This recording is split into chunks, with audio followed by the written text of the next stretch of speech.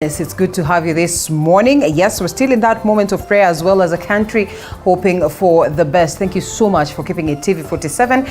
It's my pleasure to take you through this session this beautiful Wednesday morning. I hope you had a great night and looking forward to a great day. My name is Linda Alela and this is Morning Cafe right here on TV47. We'll be taking a look at what is happening in the country politically as well on matters education, health and so much more. And we are delighted to have you join us all the way. The hashtag is Morning Cafe at Linda_Alela TV47KE. That is how you get to interact with us, and we'll be sampling some of your comments as we continue with the broadcast. Let's first of all take a look at the papers this morning. What do they have? What do they detail? And then we'll get to the conversation. Very, very important. As well, we'll be talking matters business, and we have two great personalities in the world of business that will walk us through this journey. A surprise, and I do look at my makeup done with one of the best in the country, and we'll be having a sitting with Ruth so that we get to understand just how different she does her beauty, how different she does her makeup and all that. But before then, allow us to first take a look at the dailies, and then we get to the stories that we have prepared. The Daily Nation, the Standard newspaper, as well as the People Daily. Those are the papers that we have this morning. Briefly, what is on the front page? Ruto Church to be central in national affairs. That is in regards to the prayer session that was held yesterday, and President William Ruto now says that the church will be at the center of the nation's affairs as he leads country in prayers for rain following prolonged drought. That is a story captured on page 5 of the Daily Nation. Yes, on the front page, as well as, page 5 of it is what we'll be looking at.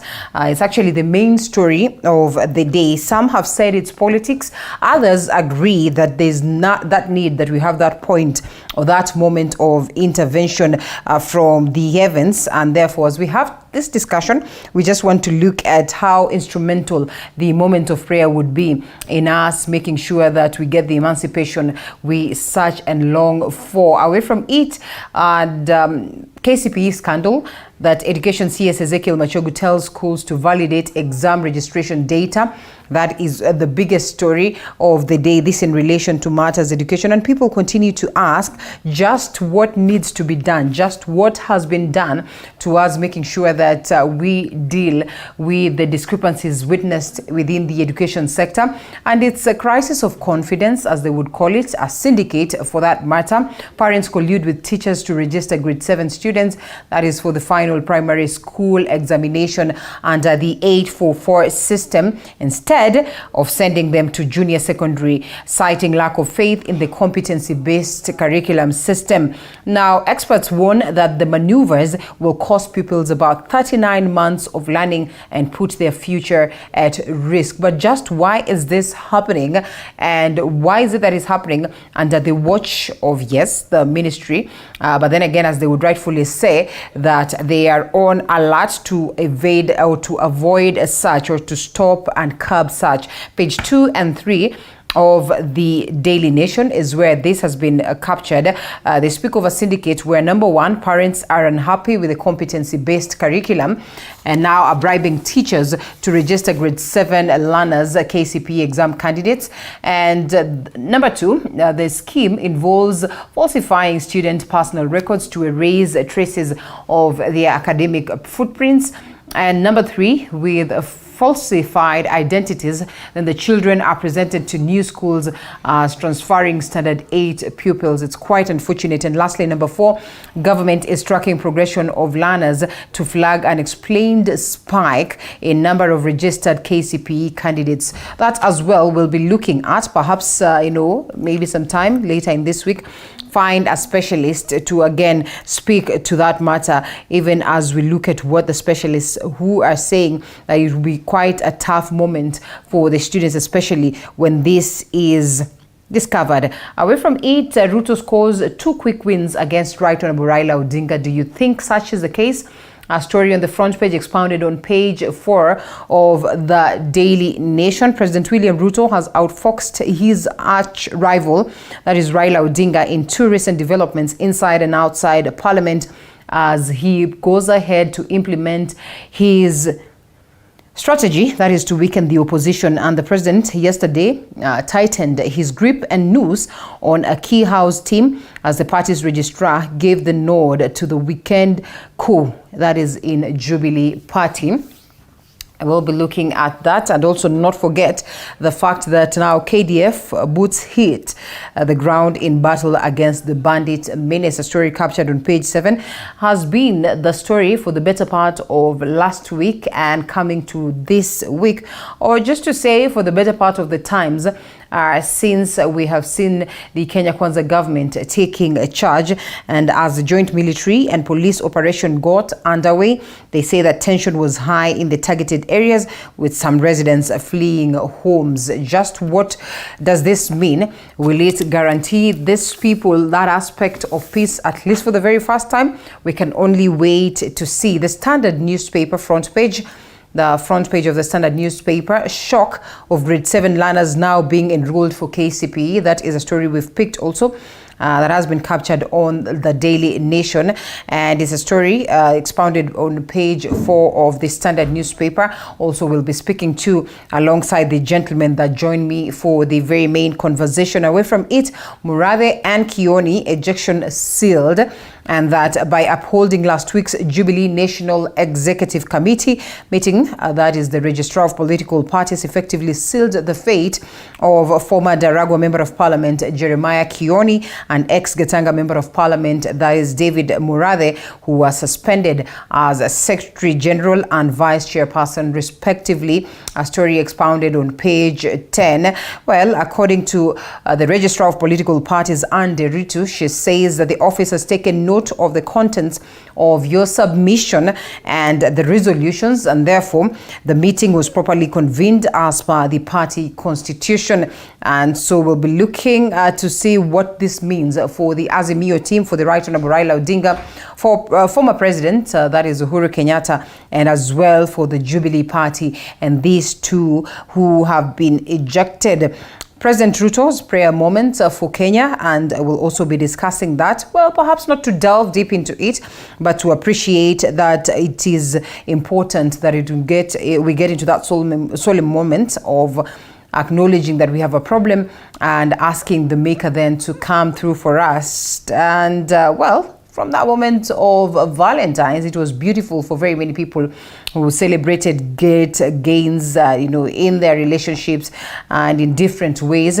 We'll also perhaps be looking at some of these things that played out yesterday during the Valentine moment. Page 3, 28 and 29 of the Daily Nation, of the Standard newspaper, speaks to that. Away from it, the anguish of a slain GSU officer's family.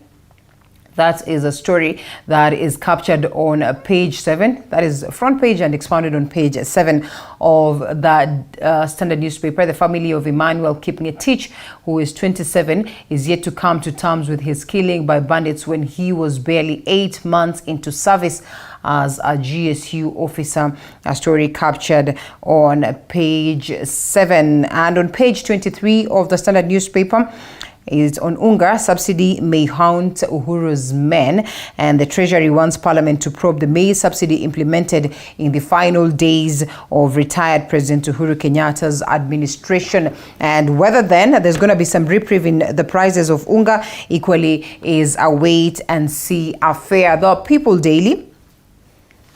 People Daily on this 15th day of February 2023, Raila faults Ruto on sharing of top government jobs, and that is a story captured on the front page, expounded on page 7 of the People Daily. Alongside that, also there's been this conversation on how do we get the new commissioners for the Independent Electoral and Boundaries Commission. We know there are activities ongoing in Naivasha in relation to that, and therefore we'll be following up closely to see how this then would shape up. Away from it, the Teachers Service Commission to promote 36,000 teachers, and the education boost aspect speaks to a commission that needs about 2 billion to move beneficiaries a grade higher in a bid or in a race to improve teaching in grade 7. A story captured on page 4 of the People Daily. North Rift put under 30-day curfew.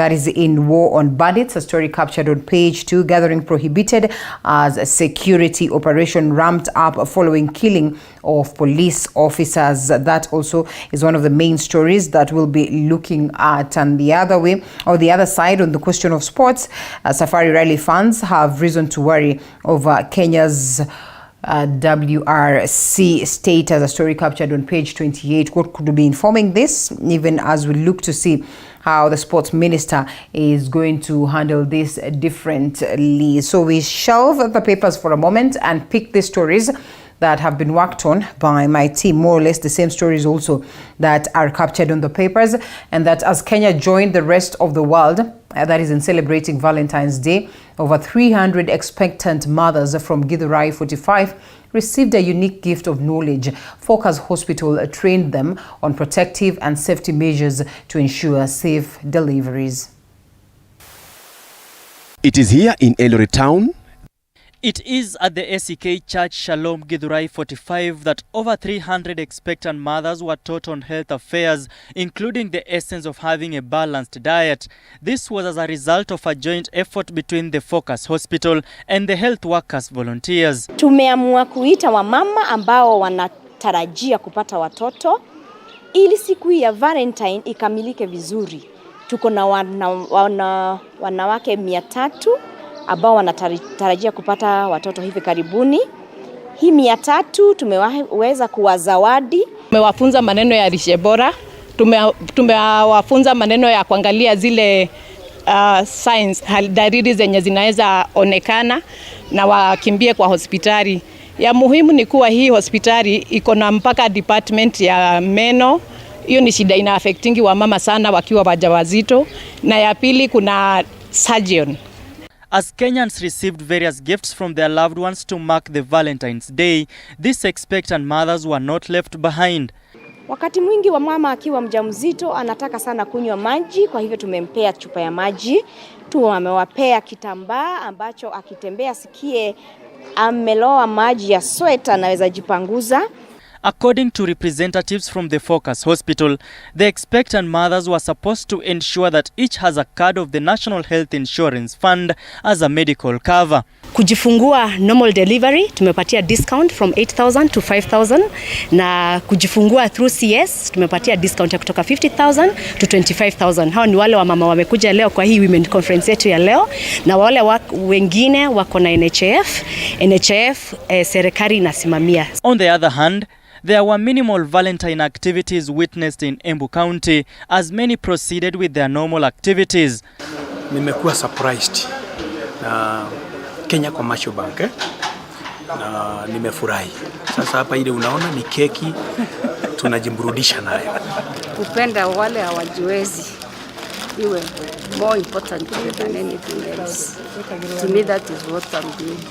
According to those who marked the Valentine's Day, this was an opportunity to express love, especially to the less fortunate in the society. Gilbert Nalwa, TV47. Now, 18-year-old Form 4 student from Eldoret town has been released from police custody with the help of a generous donation. The student has been arrested for assisting her mother in the production of illegal brew. The family's financial situation made it difficult to pay for the student's studies, but thanks to a well-wisher, she can continue her studies. It is here in Eldoret town that we meet Janet, not her real name, a student supposed to be in Form 4, but had been arrested and arraigned in court after being arrested for helping her mother in an illegal brew making business. Na hapo ndio nilipatikana nikapepwa tu. That day ilikuanga Saturday, nikalala huko Iten on that Saturday, Sunday, then Monday nikafunguliwa tukaenda kotini. Nikajaribu kumwongelesha charge ndio hakuweza kuamini. On this day, there is good news to report as she is now a happy girl, having been released after an anonymous donor contributed Kenya shilling 30,000 to secure her freedom.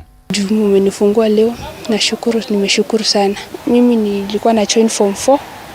Yeah, and nilikuwa natarajia nifanye exam yangu November this year. She is determined to continue pursuing her dreams which she believes will lift her family out of poverty. The presiding judge in Eldoret, who handled her case, raised concern about the country's future, citing the numerous youth in custody for minor offences that could have been resolved at the family level. Crimes are committed within families, within communities, and even mediation, what I call victim offender mediation, and what I call restorative justice, was to take center stage and promote mediation. If somebody has stolen something, a chicken at home, and you find him get it using the local mechanism and punish him to pay for that chicken at the local level, you have sustained his character. Those, because quite a number of the people we have in prisons are the first offenders. The judge believes this trend puts the future generation at risk. To pay fines for a few offenders, 14 like I've mentioned, based on the criteria that we used. Those that we feel have reformed to a big extent and do not need to be here. It's such a day for us, such an honor day for us as a facility where we extend an hand to the inmates as part of our CSR activity each and every year. So today we are doing our 4th edition of Love Beyond Bars. The student had appeared in court after allegedly being forced to assist her mother in an illegal brewing operation to raise funds for her education. The family relies solely on the illicit business for their livelihood. Lakiriano reporting for TV 47. Now, bright 16-year-old girl that is from Adu Ward in Kilifi County who scored an impressive 405 marks in last year's KCPE exams at Bandasho Primary School is sadly yet to join, that is Form 1, due to constraints. And despite her remarkable academic achievement, her family is struggling to pay her school fees, which has hindered her progress.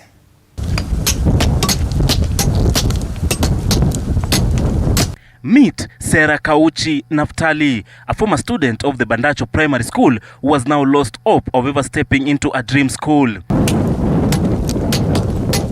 Naftali has not yet reported to Moi Girls High School Isinya, where she was offered a Form 1 spot since her parents cannot afford the school fees required.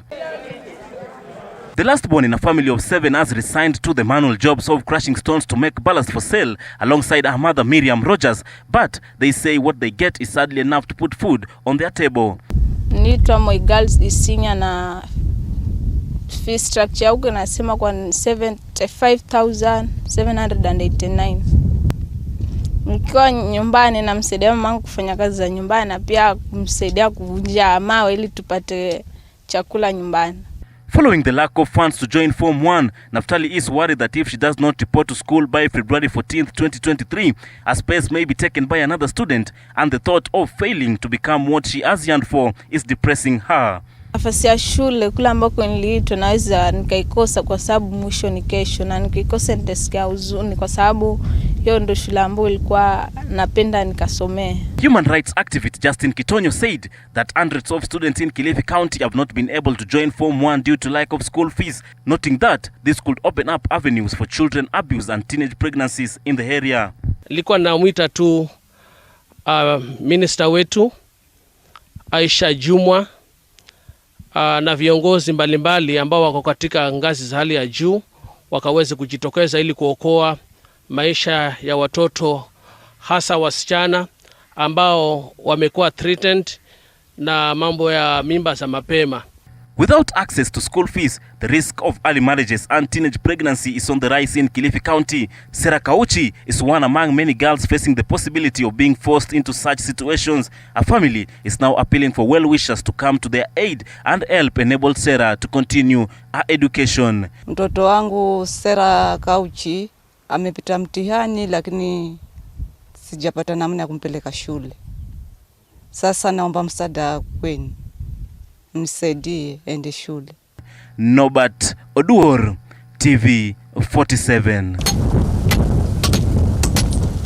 Well, we certainly wish her nothing but the best and that she gets back to school as expected. Now, the Teachers Service Commission had a difficult time defending the contract between the Commission and health insurance service providers, that is for teachers appearing before the Committee of Education in the National Assembly. TSC leadership requested, that is, for more time on other designated date to explain phrases in the contract that were heavily questioned by committee members. A showdown ensued at County Hall when TSC CEO Nancy Macharia, Chairperson Dr. Jamlek Muturi and other commissioners appeared before the Committee on Education in the National Assembly to shed light on issues of teacher recruitment, promotions, delocalization and medical cover.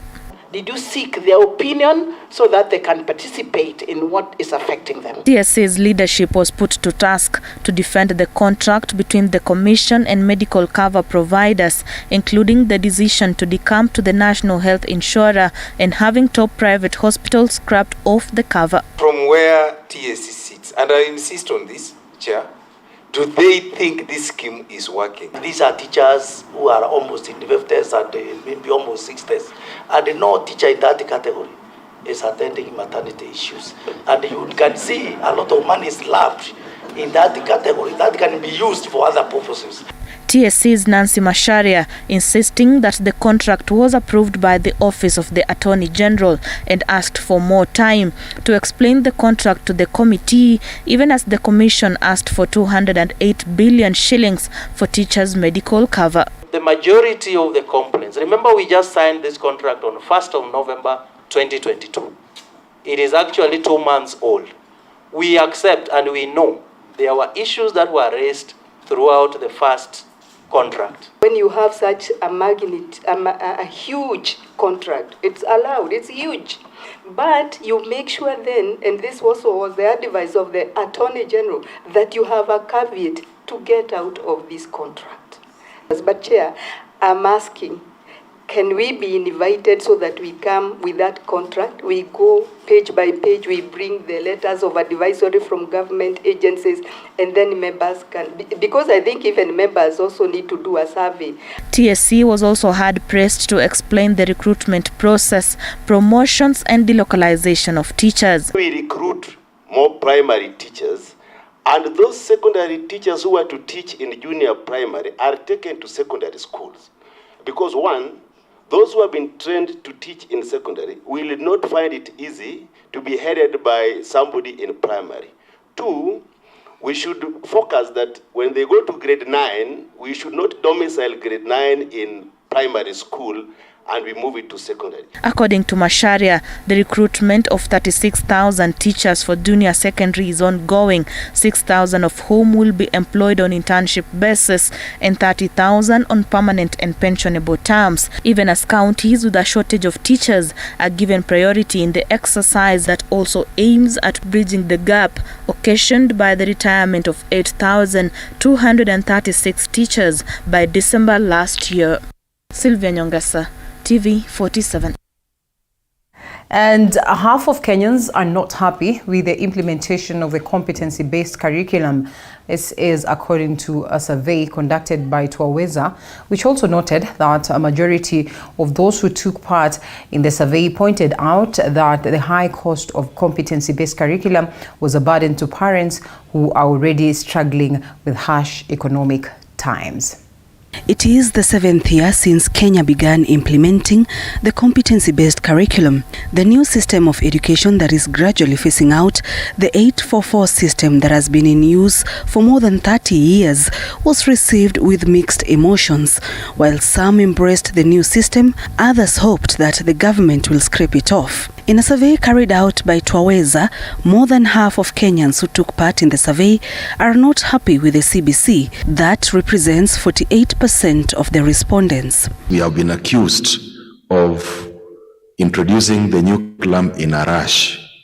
If you problematize that word rush, then you'll realize maybe we need to rush even more because we are trying to catch up with the competencies that the rest of the world are exhibiting, so that then we might just be able to cure some of the social, economic, and political challenges that we are facing. The high cost of implementing the CBC demands the curriculum places on parents, as well as teachers not being well trained to deliver on the CBC, children getting complicated assignments, and implementation not being clear are some of the challenges that were recorded in the survey. All challenges notwithstanding, the country is beginning to witness some of the reasons why we thought we needed to change the curriculum. One of them being what Melen has said, to move away from a curriculum that emphasizes more of knowing to introducing application of that knowledge by way of competency. Kenyans are desperate for something that they can see giving them results. And when you look at the large mass, which is the members of the public, and particularly the significant majority who are the poor, education has always represented a hope that it will give them something. And yet, when you look at the value chain of education, it's very complex. It's not that you put in today and you see results tomorrow. Unlike when you construct a road and you see traffic flow improving the following day. It's very complex to see results from education. Sometimes, in fact, in this process, going even to be a bit longer because we are taking a phased approach of implementing the curriculum. And as such, it's very easy for people to begin feeling that perhaps we are not really getting the results that we want. And maybe that's the kind of encouragement we need to give to KICD, that where there are convictions, you need to follow those convictions to the end. I have never seen a situation whereby Toyota releases a Raum car, and once it hits the market and the following day, they are recalling back the same vehicle. And I think this one only happens in Kenya, where we are even recalling a curriculum even before we are half into implementing it. The main changes proposed by the public are reduction of cost on the parents' side, making resources and equipment for the syllabus available, reducing parental involvement, completely doing away with CBC, among others. The respondents to the survey were aware of the Presidential Working Party set up to review the new curriculum and process of implementation, and nearly half are optimistic that the Working Party will achieve its objectives. 3,000 respondents took part in the survey that ran from 3rd to 17th of November 2022. Sharon Baranga, TV47. And away from the education sector, Healthcare Workers Union have jointly condemned the Council of Governors for choosing to extend the contracts of universal health coverage instead of absorbing them into the permanent and pensionable plan. According to the unionists, the move that is by the governors is discriminatory and meant to victimize health workers, as Zainab Mohammed details.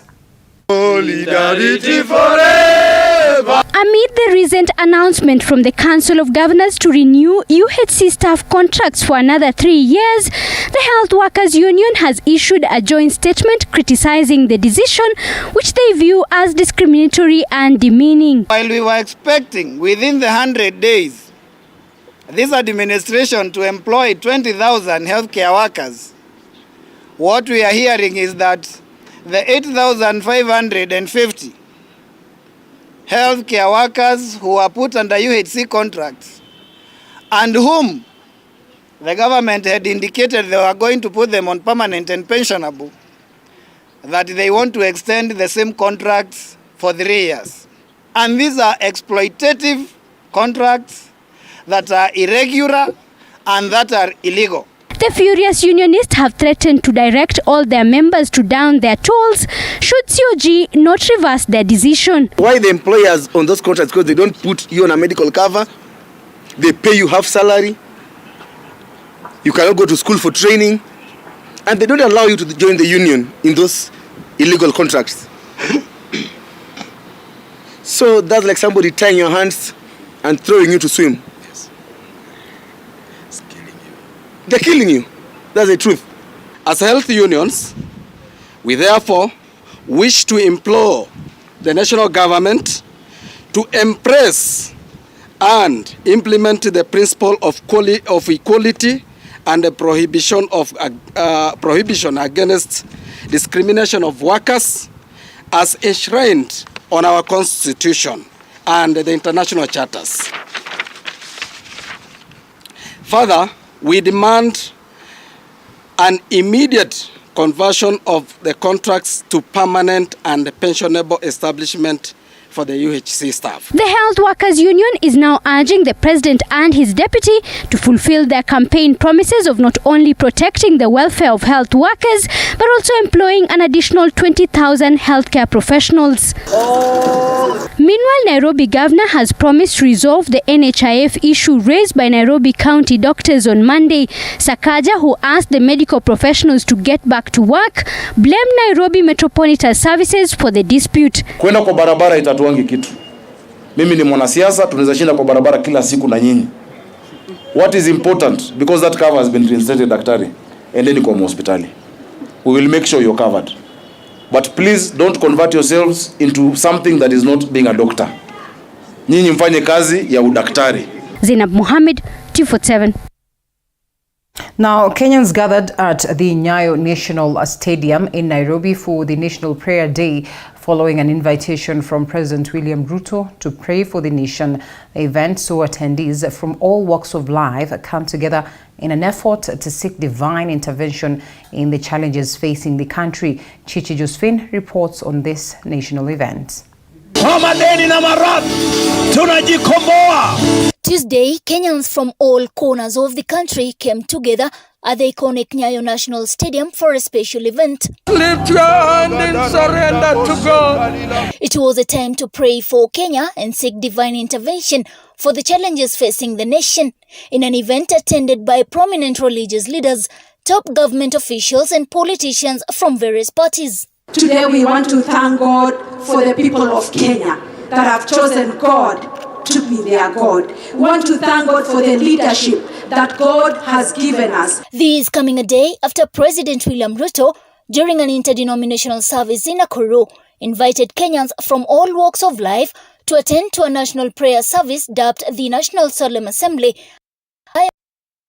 Na wale wataweza kuja Nyayo Stadium, wakuja Nyayo Stadium 14th, tuweze kuombea taifa letu, hasa katika shida hii ya njaa na shida ya ukame. Ndio Mungu atupatie mvua na atuonekanie. Remarkably, the service fell on the same day as the global celebration of Valentine's Day, as attendees gathered at Nyayo National Stadium and donned caps bearing the Kenyan flag, as well as raised the national flag high in their hands. Their prayers were focused on several issues, including the urgent need for rainfall as Kenya continues to grapple with prolonged dry seasons. Lord, we pray that in our midst you will raise the technocrats who will understand the dream of our president. We pray for rain, Heavenly Father. We pray that you shall give us, open the heavens for us, so that we can have plenty, so that our farms can produce, so that we can have food in plenty, and so that the people of Kenya can rejoice.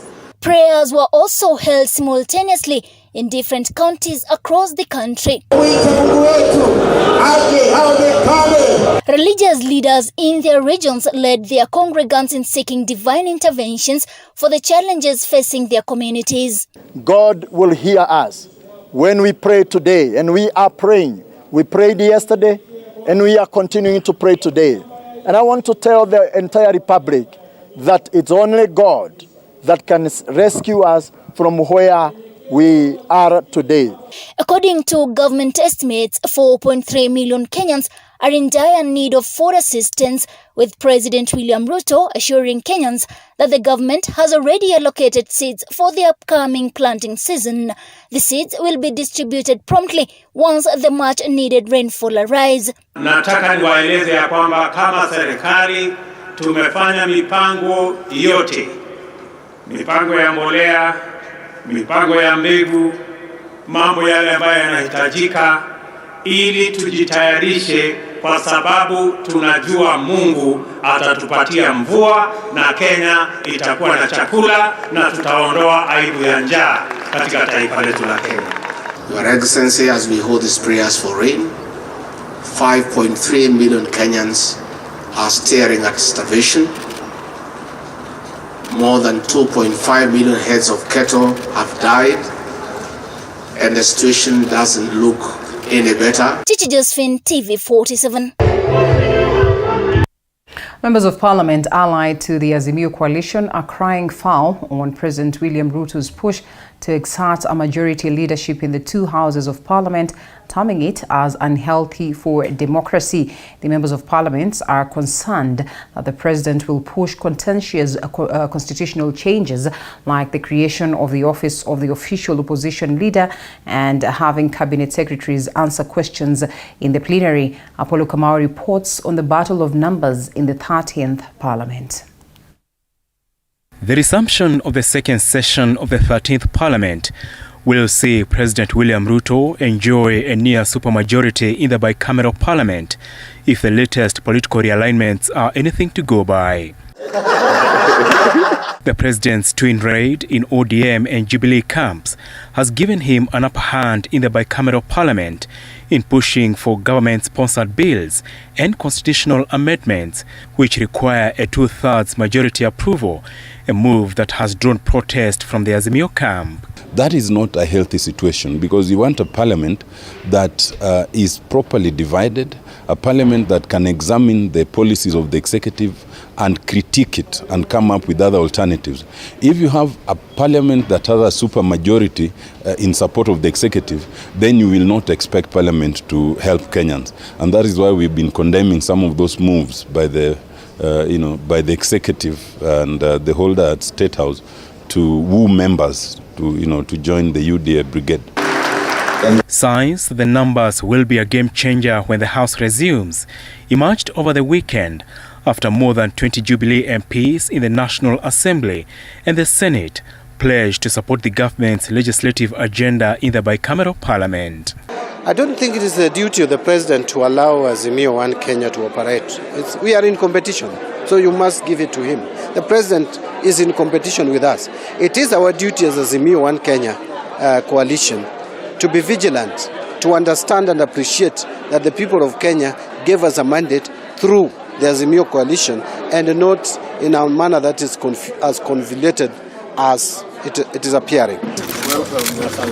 President Ruto's allies have dismissed claims that their newly acquired near supermajority dominance is a threat to Parliament's legislative agenda, saying MPs will vote with their conscience. But if the majority of the people agree what is being done is right, and the Parliament, using its numbers, agrees that should be done, then there we are. We will all assume we have done it for the betterment of the lives of the people of Kenya. So really, I don't think it's going to be tyranny of numbers or that we are the supermajority. I don't think that is. Members of this National Assembly also tend to be very independent and to have an independent mind.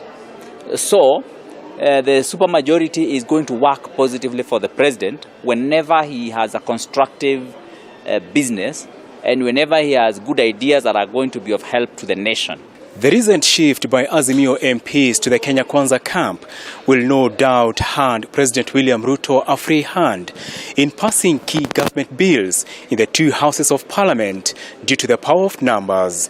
Apollo Kamau, TV47 at Parliament Buildings. Now, Parliament resumed business, with key business being the constitution of House Business Committee, part of its entry, that is in the amendment of constitutional proposal by the Kenya Kwanza government, which has communicated by the Speaker, that is according to what Elizabeth Mutuku details for us. The 13th Parliament has resumed today and is expected to deal with the lot in tray, among them 3 key proposals by President William Ruto. In a memo dated December 9th, 2022, the President had urged Parliament to consider the amendments, including a proposal on the law on two-third gender rule principle to pave way for the implementation of the two-third gender rule. The proposals are in regard to amending Chapter 9 of Constitution to create the office of official leader of opposition in Parliament. The President had noted that the move would institutionalize governance, strengthen oversight and deepen democracy. A message from His Excellency the President regarding various proposals, including proposals to amend the Constitution and the standing orders through gender inclusion and affirmative action, establishment of the constituency development, Senate oversight and national government affirmative action funds, establishment of the office of the leader of the official opposition, and the strengthening of parliamentary oversight of the executive. However, the proposal to create the office of official opposition leader continues to raise rumbles within the political class, with remarks by former Speaker Justin Muturi and the Attorney General on the possibility of creating such office without referendum raising questions.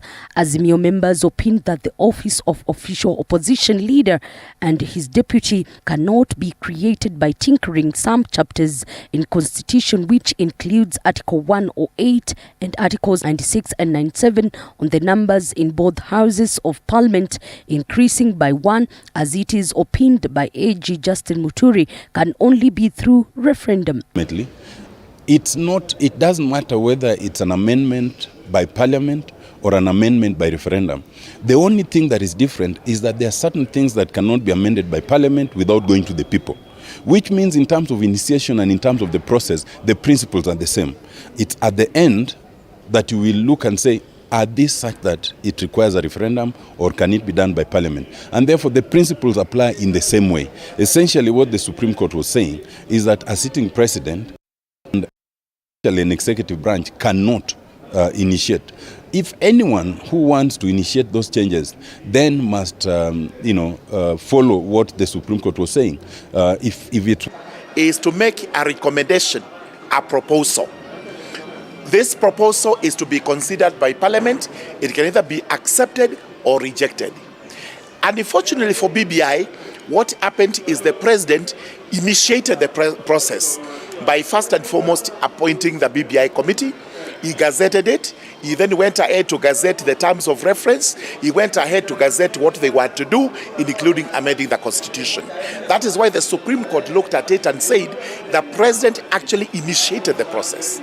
This one is a simple letter written by the President in his capacity as the President and possibly in his capacity as a Kenyan, telling Parliament, please look at these following proposals and see whether they can actually constitute constitutional amendments. The Kenya Kwanza government is said to be pushing for the amendments to Article 108 of the Constitution to have first runners-up in the presidential race and their running mate become minority leaders at the National Assembly and the Senate, respectively. The proposal will also have an impact on Article 97 and 98 on the membership of the National Assembly and Senate, respectively, following the increase in members to 350 and 68 in the National Assembly and the Senate, respectively, to accommodate the opposition leader and his deputy without going to the referendum. If he believed that he wanted a strong opposition, he would have acted the same. But I don't see him acting as one who needs or wants a strong opposition. He needs to convince Kenyans further. But according to constitutional lawyer Rarieda Member of Parliament Otiende Amolo, the proposal is likely to be challenged as it offends Article 255 of the Constitution, which outlines matters in Constitution which cannot be amended without a referendum. Way you can introduce a new person and a new office in the National Assembly and give that office a role without interfering with the role of the National Assembly. It is impossible. There is no way you can increase the number even by one without tinkering with the numbers. And it goes back to the sovereignty of the people. When you want to do that, you must go to Article 1 and you must go to the people who are sovereign, and they only must decide whether they are in agreement or not. I am afraid that I do not agree with that interpretation. Parliament resumes business after a long-term recess, with key among business to be discussed being the creation of opposition office, a proposal which is already causing rumbles within the political class. Elizabeth Mutuko, TV47 Palm Buildings, Nairobi. Now, we are about to get to the discussion, but before then, this story also that forms the basis of the conversation. The wrangles within Jubilee Party continue to hasten following the Registrar of Political Parties confirming that due process was followed in the ouster of Jeremiah Kioni as well as David Murathe. Flora Limuki with the intrigues.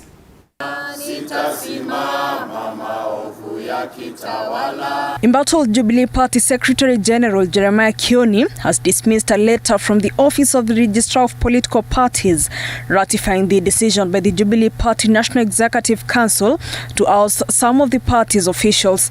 Kioni saying that the members cannot leave the party without the party leader's permission, who is Uhuru Kenyatta. Yani ati unaona Uhuru amekaa kwa PG meeting na chama yake ya Jubilee pale na Ruto ndio anasema pale, alafu mwisho amwambie kama Kuria hata hii zima kama vile ulizima chama cha kazi. The Registrar of Political Parties ratified the decision by the Jubilee Party National Executive Council to oust some party's officials, including Jeremiah Kioni and David Murathe. In a letter to the Jubilee Deputy Secretary General Joshua Kutuni, Registrar of Political Parties Anne Deritu acknowledged receiving the resolutions reached at during the Jubilee NEC meeting held on Friday, February the 10th. Pango na mikakati ianzishwe na imeanza kuanzia sasa ya sisi kuondoka kwa Azimio. Kioni was replaced by East African Legislative Assembly Member of Parliament Kanini Kega, while Murathe was replaced with Eldas Constituency Member of Parliament Aidan Kenan. However, the Registrar of Political Parties has called on the party to solve the disputes within its house, even as dissenting side of the party kickstarts the process to exit Azimio coalition. That she actually cautions those people who took the documents there that can you also exhaust the party mechanism. So she has received, like you be given and you receive, but you have also pointed out clearly you are not within the provisions of your own constitution. A section of Jubilee leaders led by Kioni say that the move to raid the opposition by William Ruto is part of desperate measures to try and acquire 2/3 of the National Assembly, even as they claim that the Mount Kenya region is shifting gears in the grassroots. The fear that exists within hiyo serikali hao watu ambao wanasema wako kwa serikali ni hii. People in Mount Kenya are exiting the UDA Ablera in numbers on a daily basis. Flora Limuki, TV 47. But as to Raila going to bed with the Jubilee government in 2017-2022, it is not a discussion.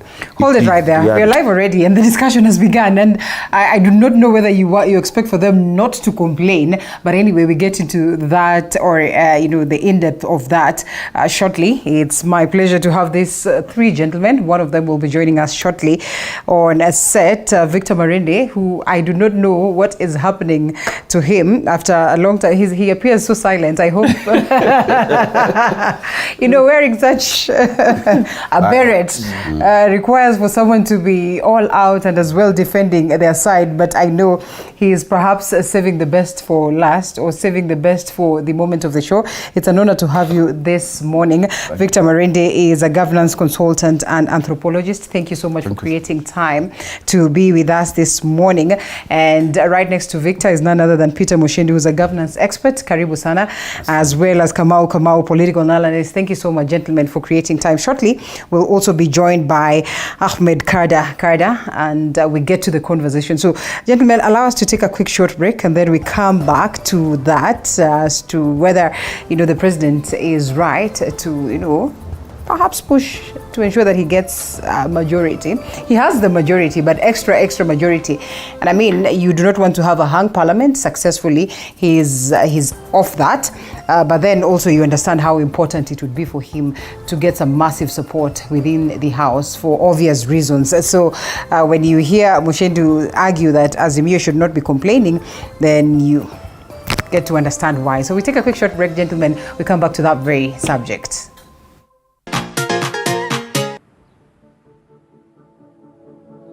Yeah, like you see, these are the fabrics we use for the sofas.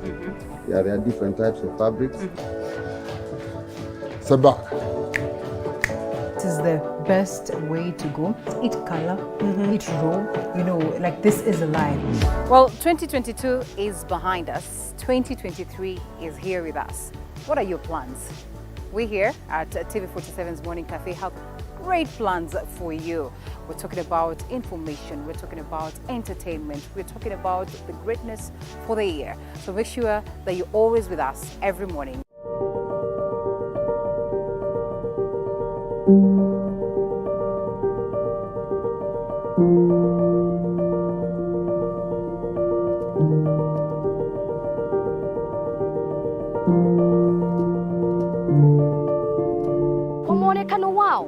hauwezi ukajua waliopitia. Kwa sura zao zinapong'aa, hauwezi ukafahamu changamoto zao. Nyuma yao ipo stori na historia. Katika kipindi Mfahamu Kiongozi, tunakupa nafasi kuweza kuwafahamu kila siku ya Alhamisi kuanzia saa 1:30 kuendelea. Nami Elizabeth Mutuku.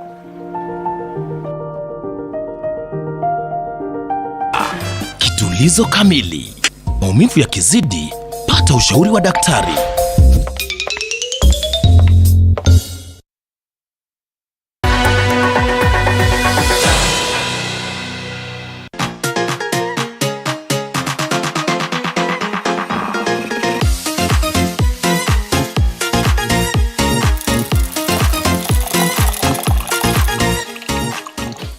All right, and we're back.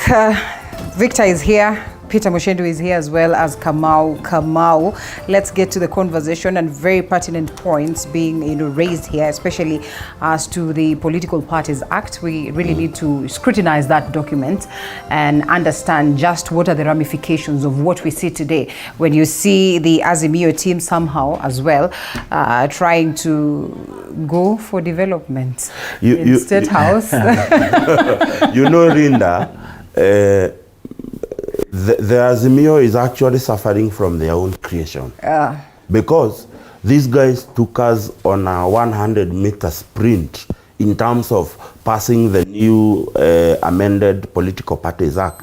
That, number one, bestowed a lot of power to the Registrar of Political Parties.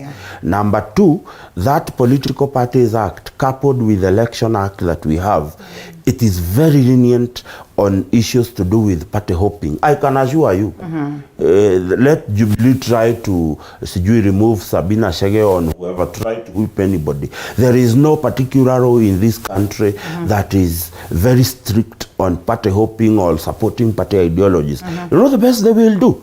It is decampaign these people in 2027. But anybody telling you that they want to whip them out of the party, they are practically lying to you. And we need to get that they can whip out are the nominated people like Sabina Chege might be on the course because as you are nominated. But then again, who are going to do it if the Registrar of Political Party has affirmed that the very people that are in the same group with Sabina Chege are now the leaders of that particular party called Jubilee. That's why you could hear Raila Odinga speak with a lot of pain if you have watched the video akiita fellow MPs from ODM who went to State House takataka.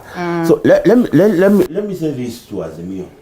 Let them not complain that the Honorable William Ruto, who is the President of the Republic, is trying to have a supermajority in Parliament. Let me tell you, we are not even sure as a country, we are neither presidential system or parliamentary system.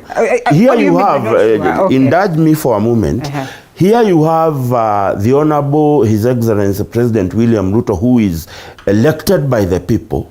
And here you have members of parliament who are in parliament and senate, again, elected by the people. Their president is going to strive to be able to fulfill what he has promised the people so that they went to the ballot and elected him. And here you have members of parliament who are also elected by the people who also want to strive and ensure that they fulfill the promises they told the people. Now, when you have the president who has to take his initiatives to parliament so that it can be passed for him to implement, he is going to do everything within his reach to ensure that he has enough numbers in parliament to do that.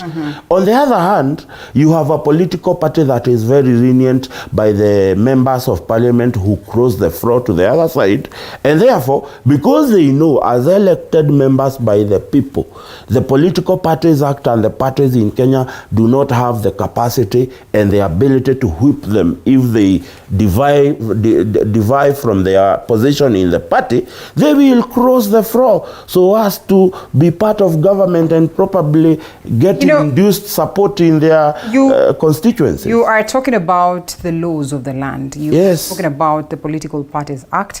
We have the Constitution, which is supreme, and it's clear on what it should be, and especially when we're talking about the members of parliament, their rules, first of all, their rules are clear. clear, roles that really, I don't know whether they would require the assistance or the push from State House for them to be able to execute their mandate.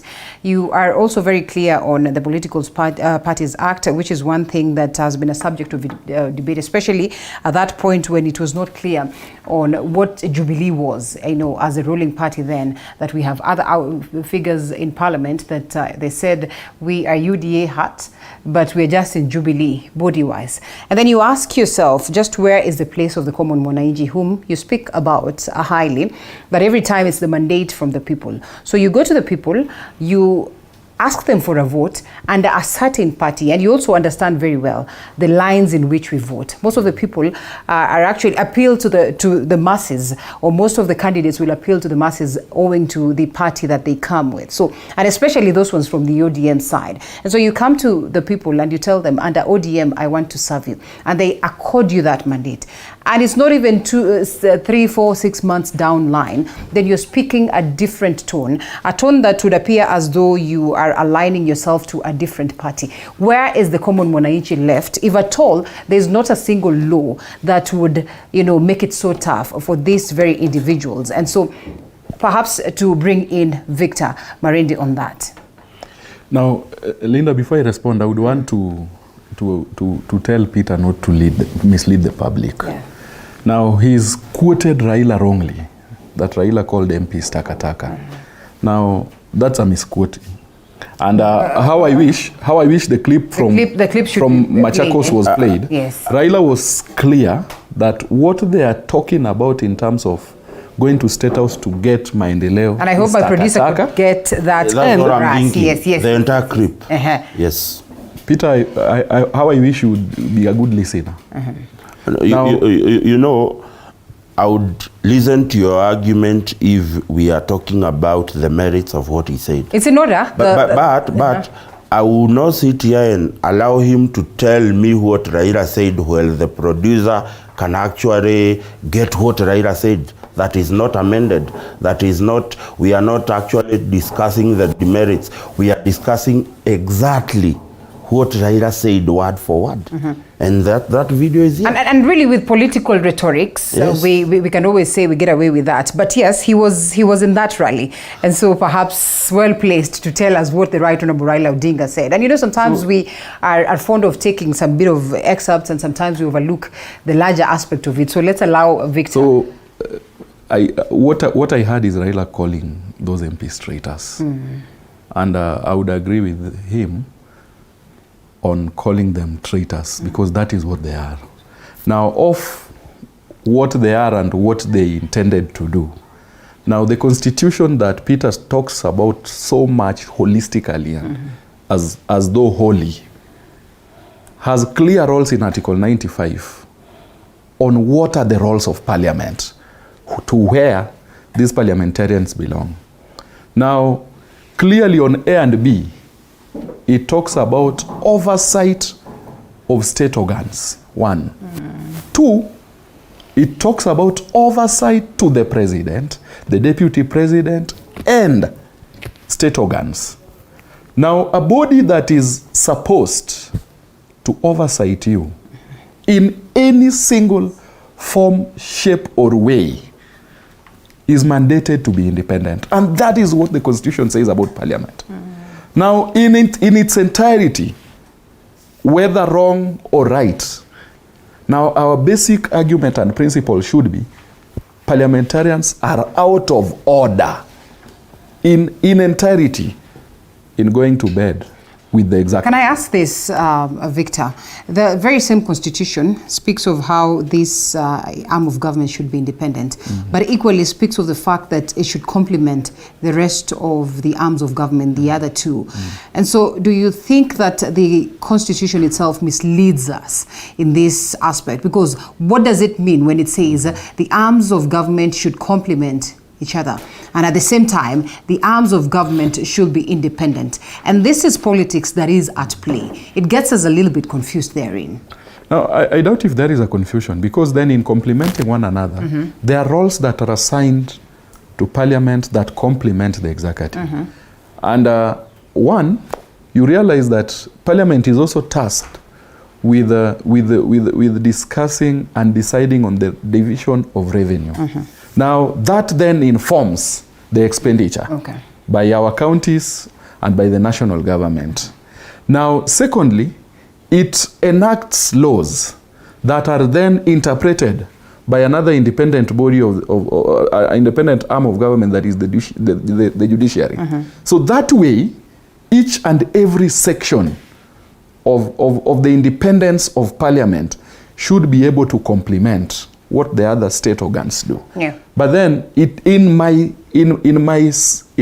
basic logical interpretation of what then the Constitution says about parliament, is that all the times parliament should try to act independently, so that there is no way or form of coercion from any other state organ to ensure that they make decisions in a particular way.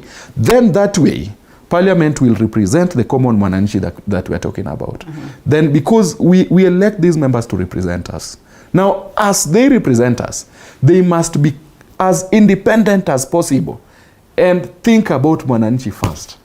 When bad laws are enacted, it is bad law for everyone. And we would want to say how Azimio went to bed with government. We would want to say how Raila Odinga was in a handshake with Uhuru Kenyatta. But then constantly through the process of being in a handshake, he was always very clear that members of parliament are still allowed to oversight that same executive. Now, to what end and what were the principles of the handshake? Then we may ask. But that is a thing of the past now, though it informs what happens now. Okay, Kamau, and acknowledging the presence of Ahmed Karda. Karda, thank you so much for creating time to be with us this morning.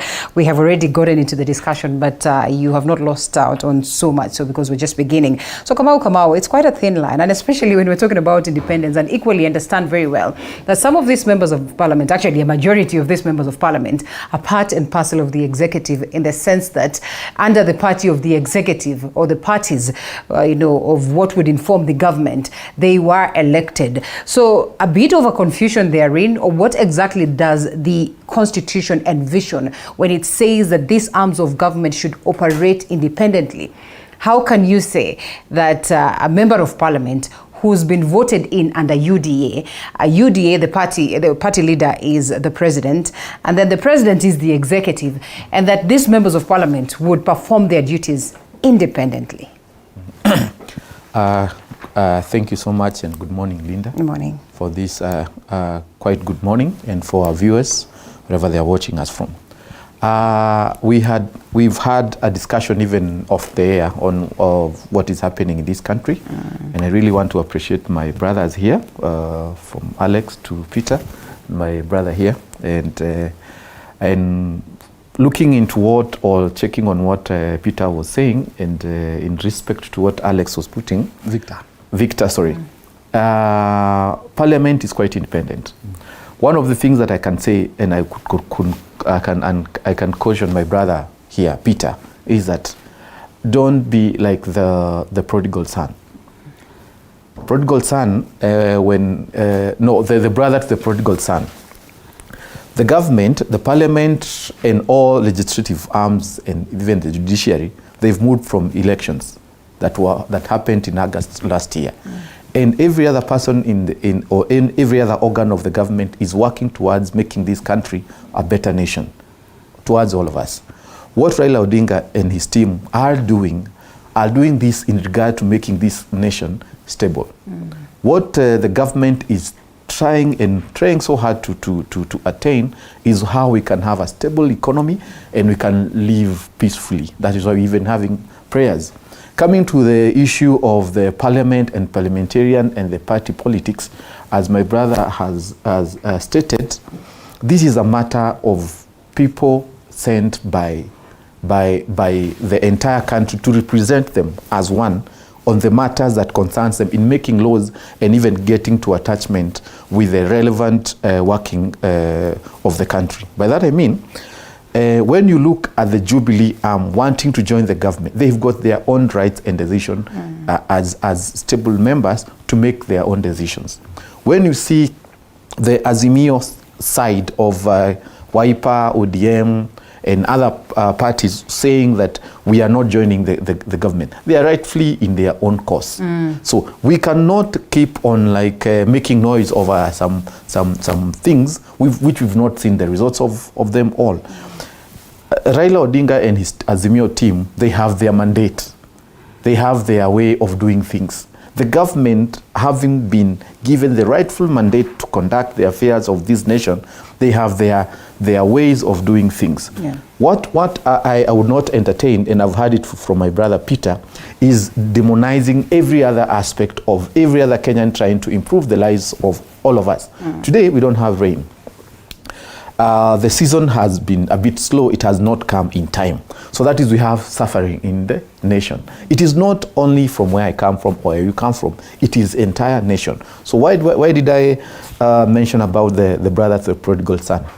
My brother here has realized now he has to speak with both sides of the mouth. The last time I was I think Rinda. No, we'll allow you. No. I think Rinda, let him execute the mandate that brought here. Let him not lecture me. No. No. I am not the subject of discussion. No, I am making a contribution toward the debate. And him a rejoinder to and he is the rejoiner without making the debate about me. The marriage between UDA and my party Jubilee, because me I'm a member, he doesn't have any single minute rightful to talk about Jubilee. But just what is happening within the Jubilee? Because he's not a member. He actually should tell us what is the UDA members and party and followers are doing. I can talk about Jubilee because I'm a member. We are some of the followers or members of Jubilee who have decided to work with the government, right? My brother here, there is what from the ODM side they've decided to do. So we can't keep here, or we cannot be mentioning. He's saying that I should not make him a subject, but he's making the Azimio side, led by Raila Amolo Odinga, to look like they are the evil in this society, which is not. They are looking into ways of making this nation work, so that we give an appreciation. Are you in agreement to what the Registrar of Political Party then declares about the Jubilee Party? Totally, because I am a member of Jubilee. And when we were going for our nominations, it was not conducted in a way that the entire region of Mount Kenya, where I come from, appreciated. We went for a... So are you telling us that Jubilee is a Mount Kenya affair? It was, because it is majorly in Mount Kenya, where it was seen like a big party. Was it not the party for the entire country anyway? But when you look at the composition of the leaders that were there, the party leader is Uhuru Muigai Kenyatta. Basically, Uhuru comes from where? The mountain. Kioni is from where? The mountain. Kanini Kega is from where? Another region. So what I'm saying is this. We conducted a nomination which was not fair. And that is it was our first drift. Right? Was that challenged in any way? It was not challenged. Why challenge it now? Now, because the leadership that was there, it was know it all, and that is what we want to not to remove, but to negotiate with them, so that we can have other engagements with the government or with the opposition. All right, let's allow Kada come in. You are here, and the politics that plays out in the country literally affects us, and it is interesting to watch what is happening right now. And looking at the times of the Jubilee Party itself, when it was in power, really ugly scenes that we witnessed that culminated or translated to what played out in Parliament. This is where the heart of the common mwananchi is, because in this 290 members that they elect, they expect so much to be done at the level of the House that is going to elevate their lives better. What do you make of what's playing out in Parliament and these allegations that the President is strongly focused on capturing this very important arm of government? And when we say capturing, we know that you don't expect for anything good to come out of a moment of capture. First of all, thank you for having me this very morning. And Parliament does not work in isolation. The issue of Parliament being independent, the judiciary being independent, and the executive being independent, I think most of the time is something we misunderstand. It's really misunderstood. For me, what I understand is independence also means people working together. Much as they are working together, they're also independent of each other. Now, I have seen people saying that members of ODM or the Azimio coalition going to work with the ruling party have betrayed their party. I don't think it's a betrayal because, and first of all, why are they joining is the question. And I think they're joining so that they can have an agenda or they fulfill the government's agenda much as they want to oversight. My brother there on the other side said that when the handshake happened, members of parliament were still oversighting.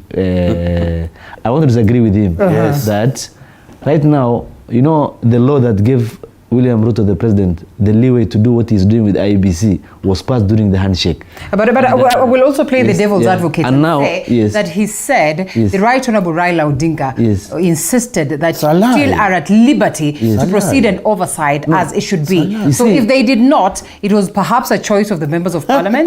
If that is the case, if indeed there was liberty for people to do what they wanted to do, why was Aisha Juma kicked out of ODM when there was a handshake? Why? So there's a double standard in the way ODM and the Azimio to annexation operates.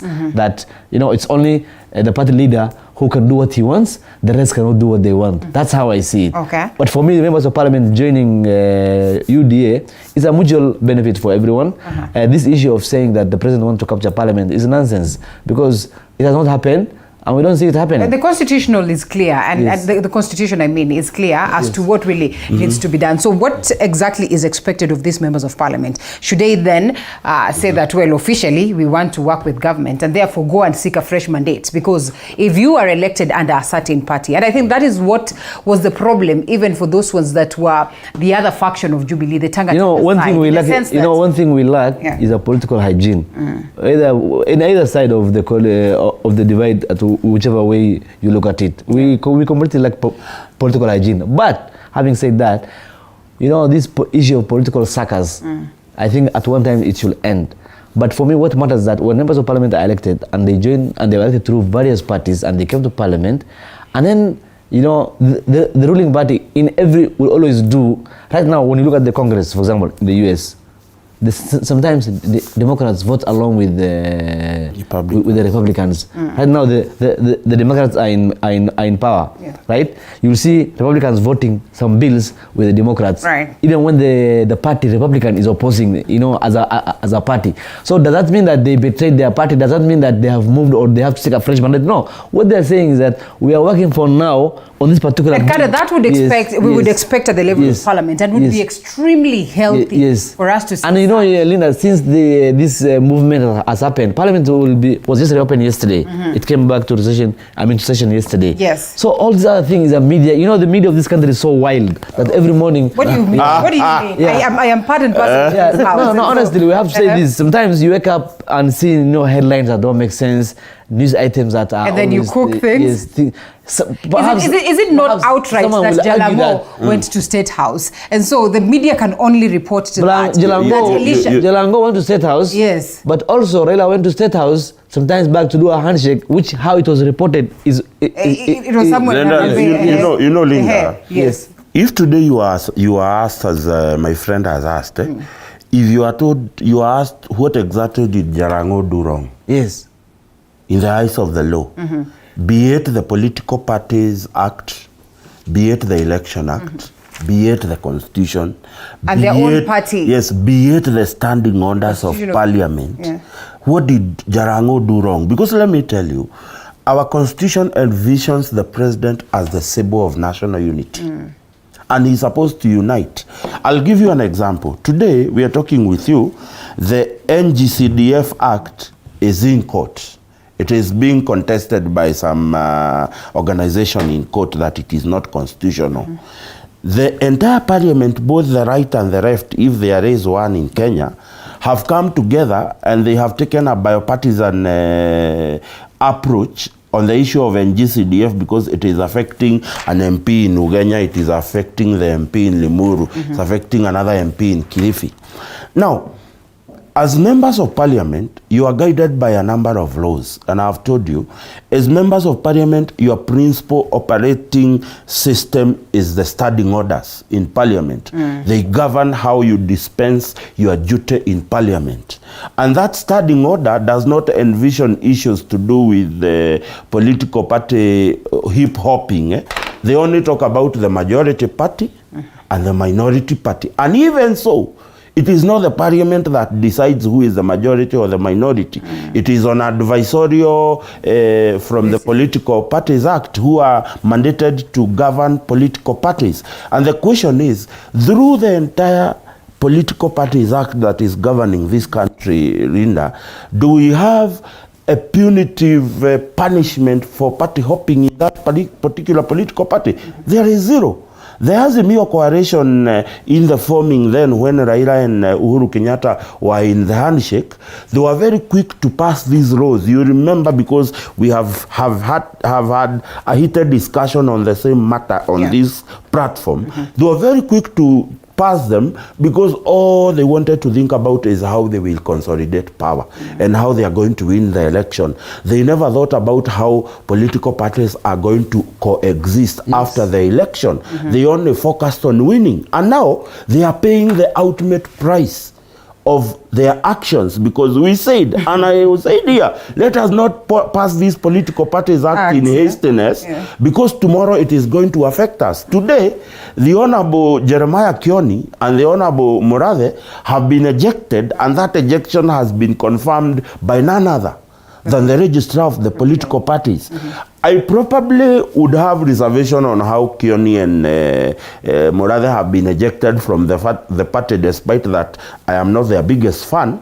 But then, I will not have mercy for anyone, because these are the very people who championed this very Political Parties Act that has turned to, you know, there's one time Orengo said that revolution eats its own children. Today, Kioni and Murathe and company, and my brother here, all of them, they are actually they are being eaten by their own creation. Linda, that is the political parties. So therefore, the Azimio coalition, the Azimio coalition, as I let my brother, the Azimio coalition does not possess the moral mandate, the moral mandate to actually talk about political hip-hopping in this country. They are the mentors, they are the creators, and they produce that system. Briefly before, Victor comes in. Allow me to just join my brother.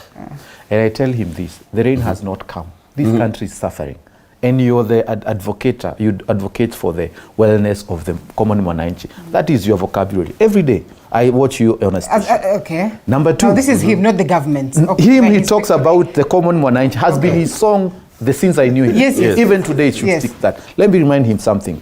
And I'm actually want to work with the government. But if this is the entry point, it's going to be tough for us. One, the parliament is controlled not by UDA party. It's controlled by Ford Kenya. How? Wait a minute. Just let me put my point. The Speaker of the National Assembly is ahead of which party? Ford Kenya. The head of the Senate, the Speaker, is ahead of what? Power. When did the UDA lose the power to control what it said it is?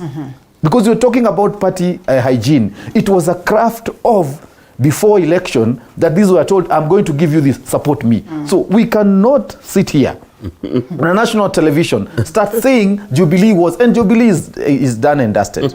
And the UDA itself, they don't talk about it because they were shortchanged.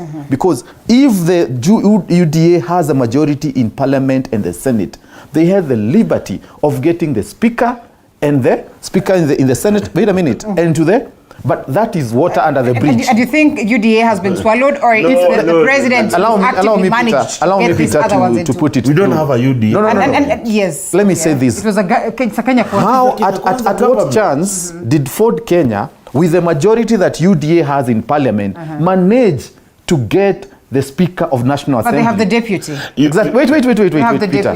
Why are you talking like you come to this country yesterday? Can I finish? No, I didn't interject. No. Wait, let me finish. Because Peter Moshedi, you've had your chance to speak. Peter, you had your chance. You will respond. No, Peter. And remember, I am talking of what is available. Because the Political Parties Act in this country provides for what you call a coalition government. And that is where we are going. And you see, Peter, that coalition, give me time. Registered Kenya Kwanza? Registered Kenya Kwanza as a coalition. And the agreement... If they only allow me to finish. Let's allow him to execute his point, and then you will counter that. You can't allow him. No, my brother. What he's saying cannot be allowed to be said because it's misplaced. But you have the chance to counter. You haven't even gotten to. You have not even. If someone can come here, Linda, and say, let me finish this. No, you cannot finish before. If someone can come here and claim that UD has no members to have a speaker, what kind of talk are we having? No, we cannot have that. We cannot. What I'm saying. Have you allowed him to get to the last point? No, but let him appreciate as he executes. Let me say. Allow me to say this. Both Azimio and Kenya Kwanza. Like you say, he's not new. He's not new in this country. Yes. Peter Musheni. Yes. Let's just allow him to get to the last bit of his point, and then we are all here to counter that. I think that would help us. Okay. Both of my brothers on the same side. They are talking about party hygiene. Okay?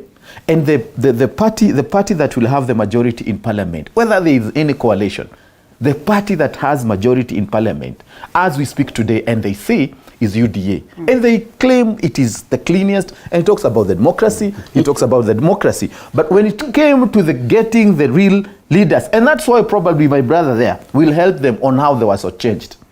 Today, the three arms of the government, which is the judiciary, has Madam Martha Koome. The executive has President William Ruto as our president, our beloved president. The parliament, which is headed, and the third most powerful person is the speaker. Yes. Moses Wetangula has never been and will never be a UDA party. What's your point? What's your point? Come on, let's allow. No, my point is this. My last point is this. Allow ODM to do their affairs. Okay. Allow Jubilee to do their affairs in joining the government, because I'm one of them. But also, they should not demonize, as my brother here keeps on talking about Raila, Uhuru, Murathe. It is not hygienic. Neither is it about individuals. Yes. Allow us to take a short break and then we come back to you. All right. Thank you.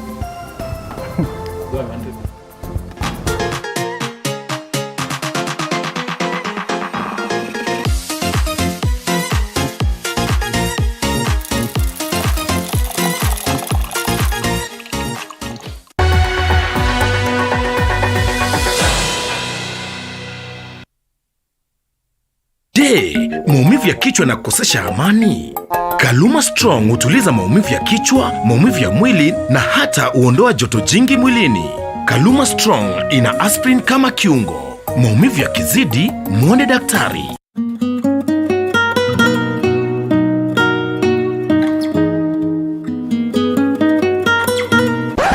What do you want? No woman just gives a man roses like that. It's the month of love, so I decided to surprise. Oh, so Yeah. muna behaving? Yeah, to make favorite you change. behave. To make change. Now you can Wow. have the roses. Okay, I know I'm gonna pay for this, but I don't know what it is. Oh my goodness. Ladies and gentlemen, there's nothing big we do on this show. We just have fun. We bring you the guests that you like, from politicians to entrepreneurs to entertainers, TikTok stars and Instagram stars and everything. 7:30 every Wednesday, Kenya's biggest comedy talk show. TV47, Dr. Funeke tonight. Indeed, you're listening. Na just jaiona maua tena mpaka next year, month of love.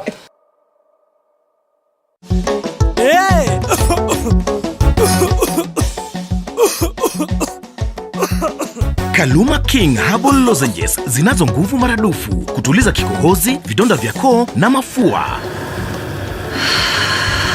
Kaluma King ni shwari. Tika mama huyo muharifu kaiba kuku zangu, vifaranga wangu na mayai zote pia kabeba. Aya, tika mama huyo. Maumivu yakizidi, muone daktari.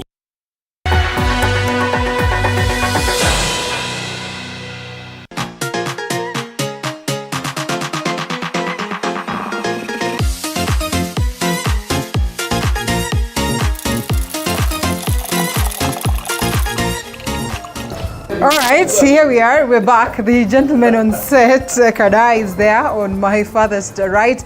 We also have Kamau as well as Mushendu and Victor Marende right here. So, Victor, your chance to perhaps say something about what it is that Kamau speaks of, and generally just the formation of government, the formation of the House, and these three independent figures that we equally speak to. And I know you've said something on it, but I'm sure you'd love to, top up to what it is that the gentlemen are saying.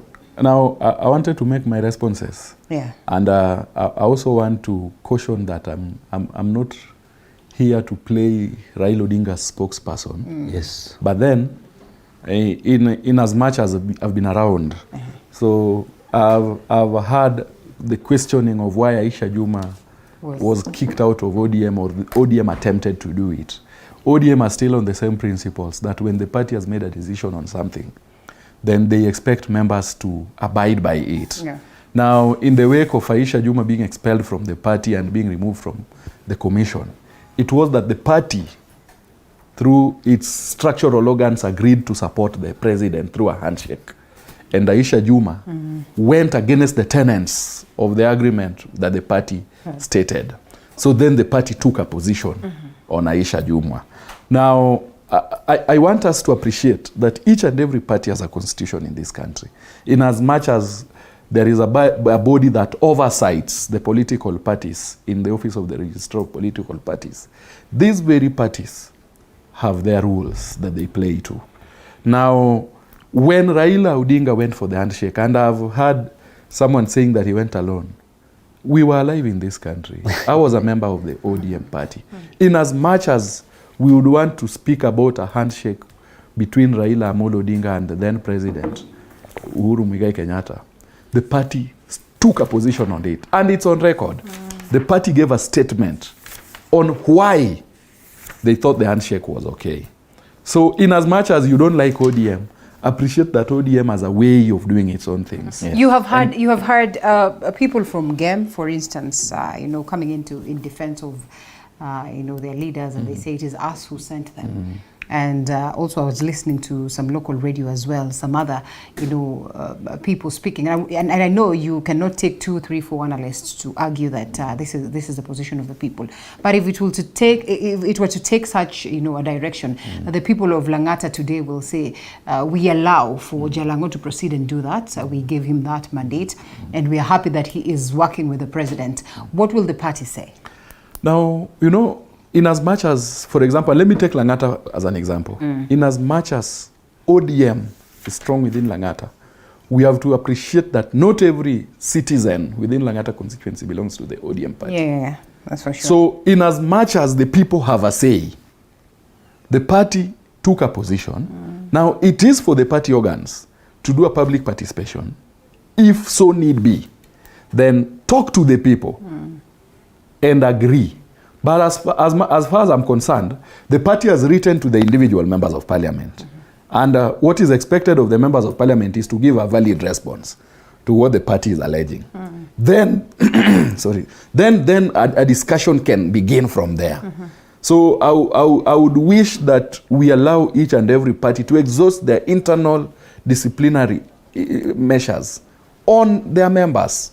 So if a party feels that their members are not behaving as if they should behave, then those parties should and must crack the whip. All right, but then before I finish, I see a habit of demonizing and saying that we are here because so and so did this. Now that is the spirit of revenge that the president is on. And I would want to caution.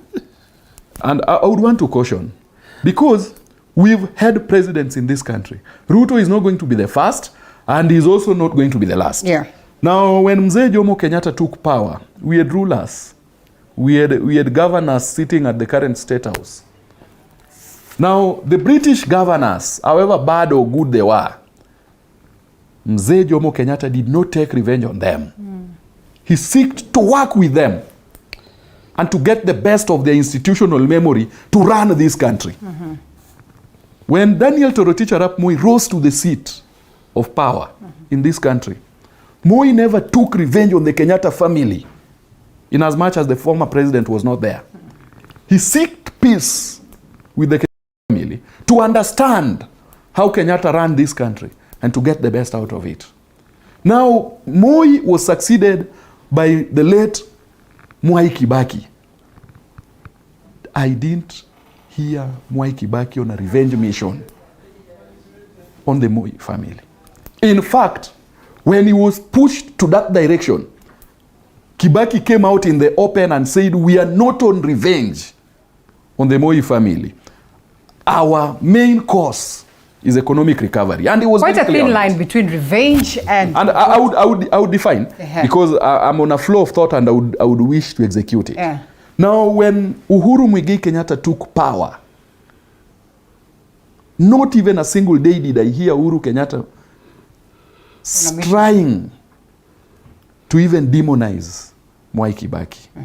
Now, would we want to be a civilized democracy, or do we want to have a country where when a government gets to power, we seek revenge? When you hear public functions nowadays, you must get a state officer talking about the previous regime. The previous regime did this, the previous regime Is it did not that. because over time we have been taken to the dungeon more and more, and perhaps there's some people who've realized this, and then they say we need to change tact and revive the face of the country? Now, I think, and in all honesty, what is happening is not good for the country, and it's not good for our democracy.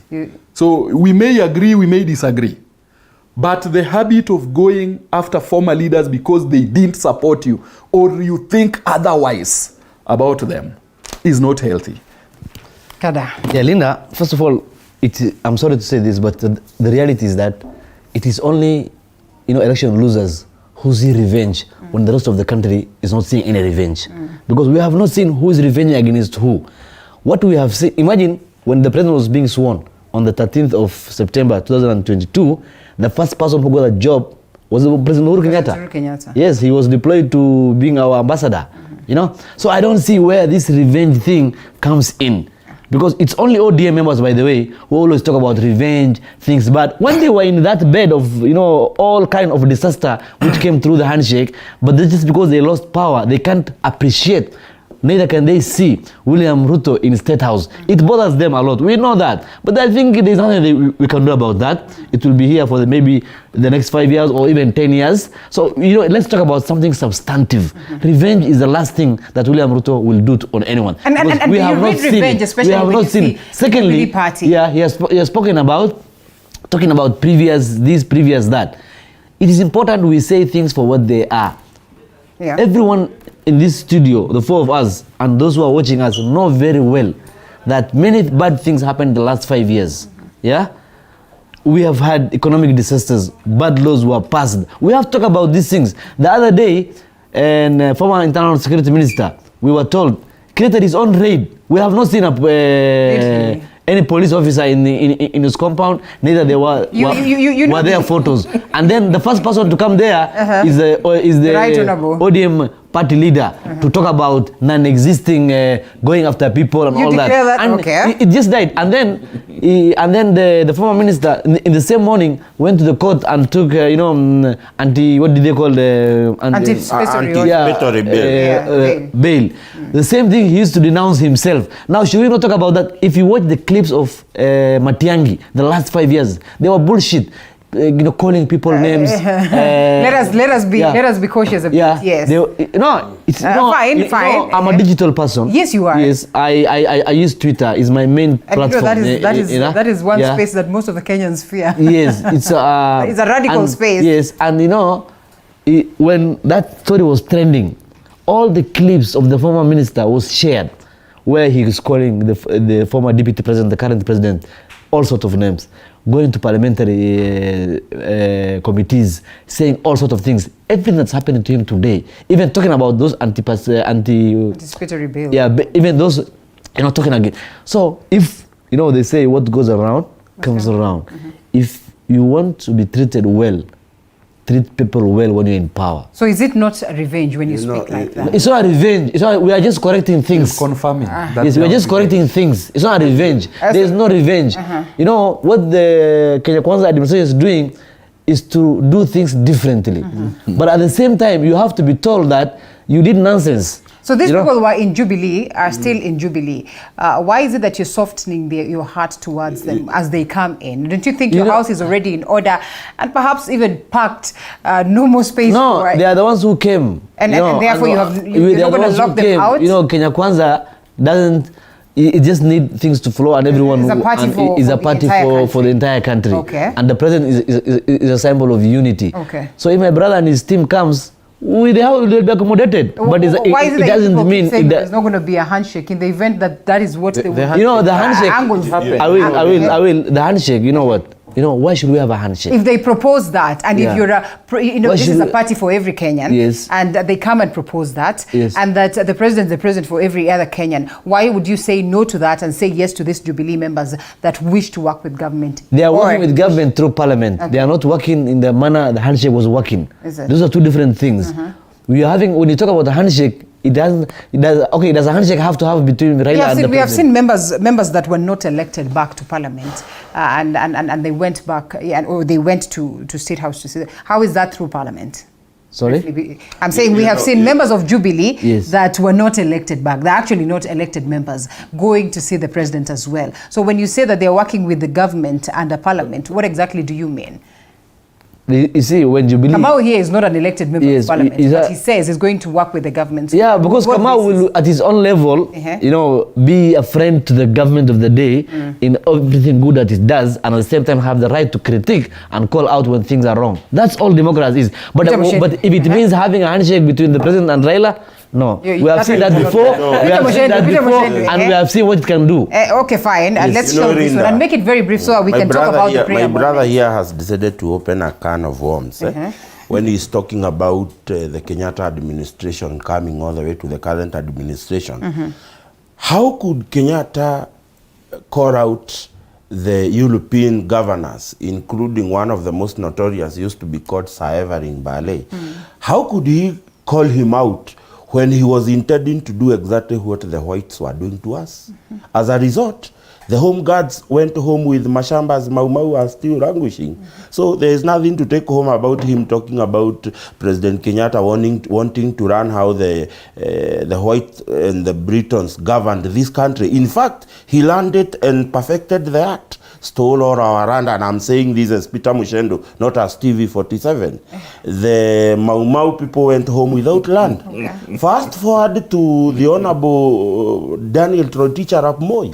How could he call out the Kenyatta government when he was intending to do exactly what his predecessor did? There were policies and legal registration angles then. So how can you say that? You and I here were talking about the inheritance laws. The inheritance laws. Those inheritance laws, the first thing Moi did when he came to power was to adjust them and including his family. But we had legislators, we had members there. The only president that came and focused on development was the Honorable President Emilio Mwai Kibaki. One, he sent away the institutions that were lending us money in a punitive manner and decided to work within his reach. No sooner had Kibaki exited and Uhuru came. The Honorable Uhuru Kenyatta, and I'm telling you this and I am saying this because these are records that are there. In 2004, if you look at the businesses of the family, of the first family in 2004, vis-a-vis 11 years later, the business had grown with over 60%. There was a confrontation between the Honorable Uhuru Kenyatta running the country and running the family business. We sank this country into almost 10 trillion shillings in debt. By the same president he's talking about. This is not about witch hunting. Yes. This is about, let me tell you, we have taken people like, what do you call him, the one of the African spirit, the guy that was asked to pay about 2 billion or 3 billion in tax. The Kiroche industry has been asked to pay tax. Oh, Kariuki. Yes, Kariuki, Humphrey Kariuki. Yes. These are people we have taken to court because they have not paid tax. But the people who took them to court for not paying tax have been found to have evaded tax more than the people they were prosecuting for the same crime. Have they been found? Why is it that they when we talk about when we talk about really you think I haven't paid tax? Why don't you? When we talk about it, people, it is obvious. The Honorable Kosgei, the former CS Treasury, yes, exempted the NCB, the NIC and Commercial Bank of Africa merger to pay taxman 1.6 billion Kenya shillings. Who are the owners of... So instead of making noise, so what why we are don't we saying see is, action? what we are saying is, my brother and his cahoots, let them not speak about revenge, because the idea is to actually take that particular discussion of revenge, move it. It is somewhere on the edge of the conversation. They are trying to move it into the center stage. And just to add what he said, and just to support what he's saying, yes. You know, William Ruto's government is trying to change things differently and be a pro-poor. And the people who are making noise or trying to be seen that he's revenging are the people who are used to privilege. And they say, when you're used to privilege, you know, equality becomes oppression. Yes. Are you used to privilege? Are you used to privilege? Just allow him. Kamau is here. He has not said a thing, yeah? What I wanted to say is... Peter, let's balance time, being as a business, as a big business, being given privilege, I have no problem with it, because I am one of the people who are pushing for tax reliefs for investors, heavy investors in this country. The problem we may have, it is we give Kada privilege because he has heavy investment, but that privilege does not translate into changing this country and this economy. Because, Linda, if I'm giving you privilege as a heavy investor, you should give me back by employing more Kenyans, by importing more jobs here. The problem is not getting privilege, because I would push. If the Kenyatta family has the biggest investment in this country, you think it has not benefited the people of Kenya? Yes, it has not benefited the people. I'll give you an example. Do you know how many businesses were closed because it collided with other businesses? I am from the dairy farming. The cost of milk has not changed for the last 11 years. But the biggest producer in this country, Kenyatta family being one of them, have tripled their income in terms of the processed products that they sell. Has that trickled to the common Kenyan who is farming every day? You want to respond so that Kamau can come in? Yes, I would wish to say something. Briefly, please. Now, and this is as an advice too. As we prosecute our cases as young men, I would wish that we don't allow the spirit of vengeance to get... No, that advice I will not take. It's fine, it's within your right not to take the advice. But let's allow him to... No, but let allow Victor to say something. Hold your horses. Peter Musheni. Yes, then allow me to dictate. Let nobody demonize my application here to be vengeance. And that is why he said young. He said the young. He did not... Let him advise the rest, not me. Yes, fair enough. You know, it's within your right. Proceed, Victor. You're protected. Unajua ukiona mtu anapiga kelele na hajazungumziwa, inamaanisha ni yeye anazungumziwa. Ama anasikia guilty. Yes. So the guilty run when they are not being faced. We have gone back to the same thing. Peter Musheni, let's allow Victor. So as part of advice to fellow young men, let us not allow the spirit of vengeance to get into us. When we get to power, always let's seek to better the lives of those who allow us to govern them, however illegitimate we might be at times. Now, when we talk about Kenyatta not seeking to have vengeance against the former rulers, these are the same rulers who jailed him. So let us not forget that they did a lot of evil to him. He sought to forgive. Now, when we talk about Moi not trying to seek revenge against the Kenyattas, we have read in books how the Kiambu Mafia frustrated Moi when he was deputy president, and to even an extent of calling him a passing cloud. And when you remember the former president, Uhuru Muigai Kenyatta, mourning him, he called him a passing cloud that ruled for 24 years, because then he was underrated. When we talk about Kibaki trying not to revenge against Moi, I want to remind my fellow panelists that Kibaki felt frustrated by Moi as his vice president to an extent of resigning as Minister for Medical Services and even leaving that same government and forming opposition.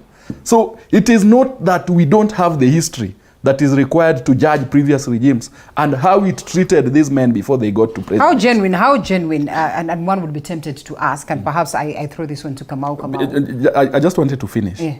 Now, so as we get into the next phase of this discussion, those who support this regime must tell us what is the plan that they so talk about wholly. If it is not revenge and using religion as the opium of masses. And I think that's the biggest question, that it's fine. Let's not hear a lot of bickering and a lot of talking about this. Let's see action.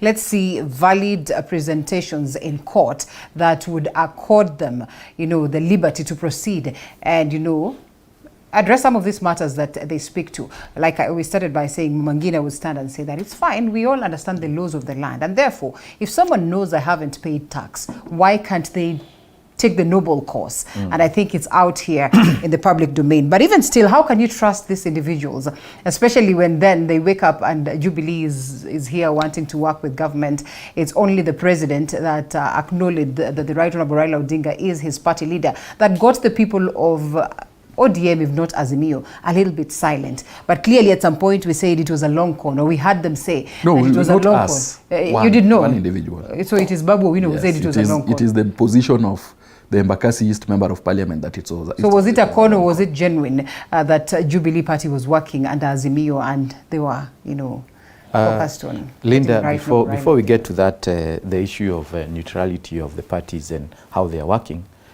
as panelists, let's be so decent in our ways of. And I think Victor has put that across. Victor had put it that way. We cannot be here, the respect of what has been given to us to communicate to other people, and get a chance to use bad words toward other people.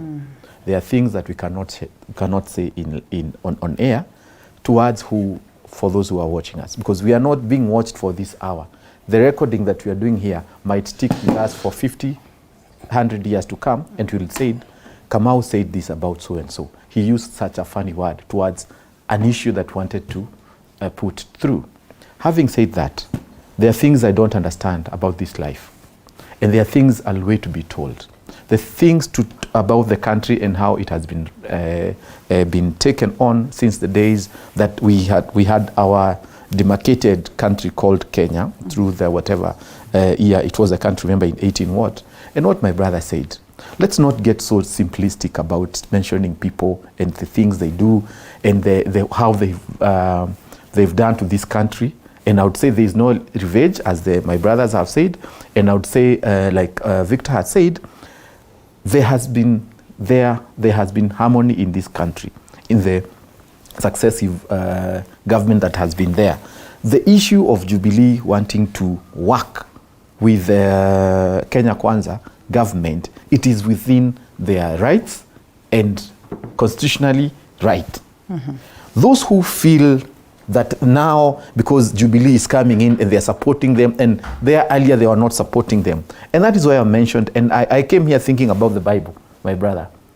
And let it not be from you that when you see other people joining where you are, you feel it should not be like that. When you see people or you hear them saying what you're doing is not right, they are not your enemies.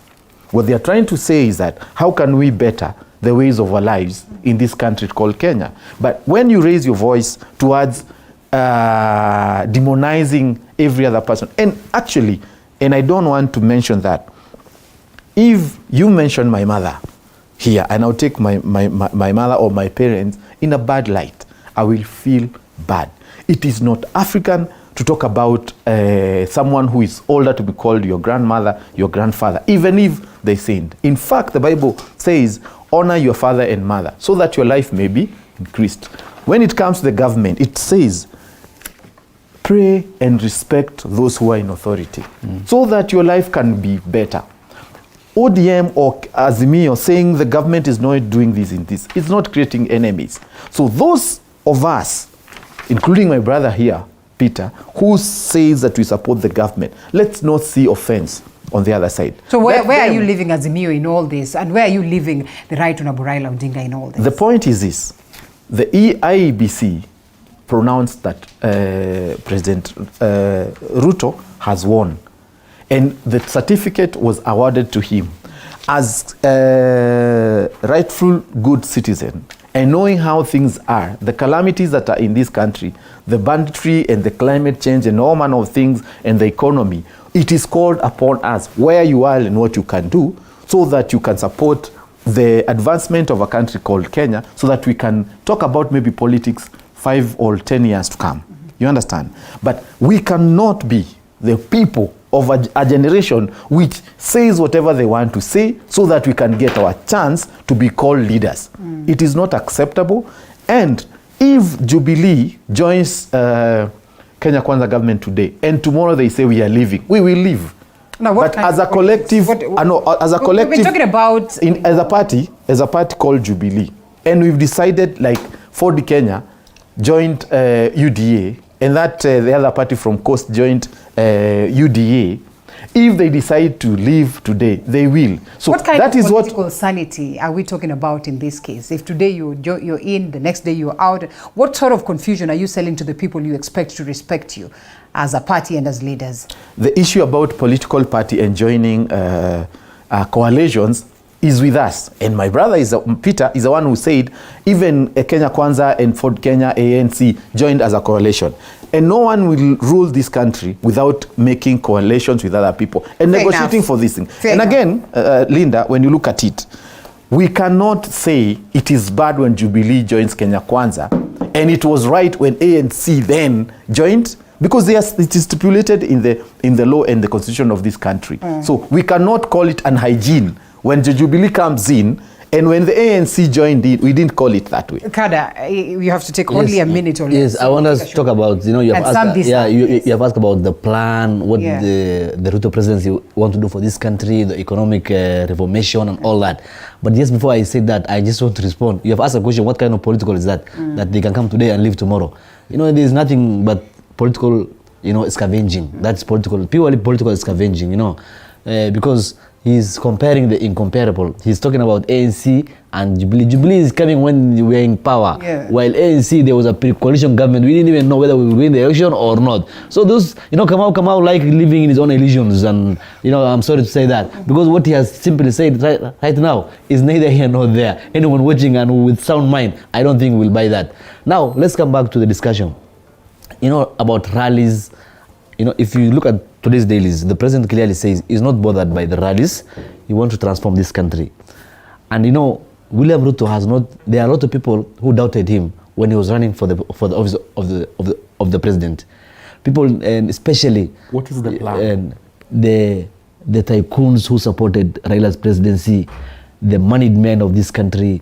Because why? Ruto he radically want to reform this country from the economic imperialism we have been imposed on by people who have enjoyed state power and state capture for the last 60 years of the existence of this country. He has been in government for the last 30 years. Let me finish my statement. Being in government, I can be a member of parliament for even 40 years. That doesn't make me to be in government. How did he get into the government? Can you allow me to finish my statement? I've given you a chance to speak. How about we take a short break and then we come back on that vein? Okay. Let's calm the fire. Okay. All right, after this break.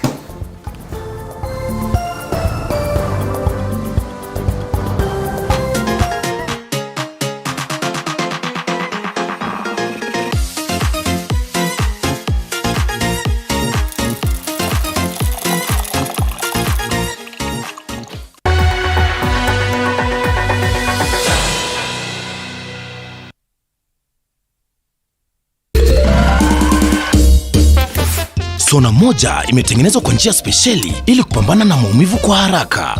Sona moja ina aspirin kama kiungo. Sona moja, kitulizo kamili. Maumivu yakizidi, pata ushauri wa daktari.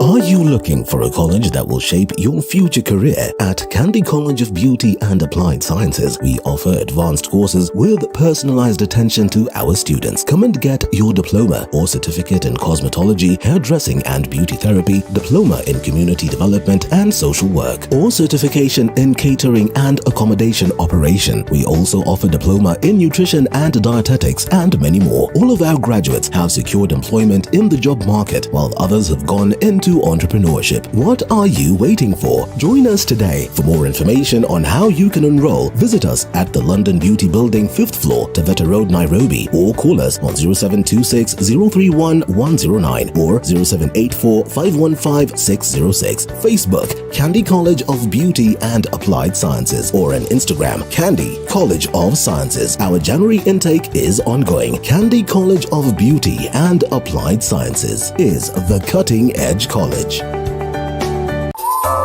Usiyakubalie maumivu ya misuli kukatiza ratiba yako. Kaluma Pain Balm ni dawa ya kusugua iliyotengenezwa kutoka kwa miche maalum ili kutuliza maumivu ya misuli. Kaluma Pain Balm. Maumivu ya kizidi, pata ushauri wa daktari.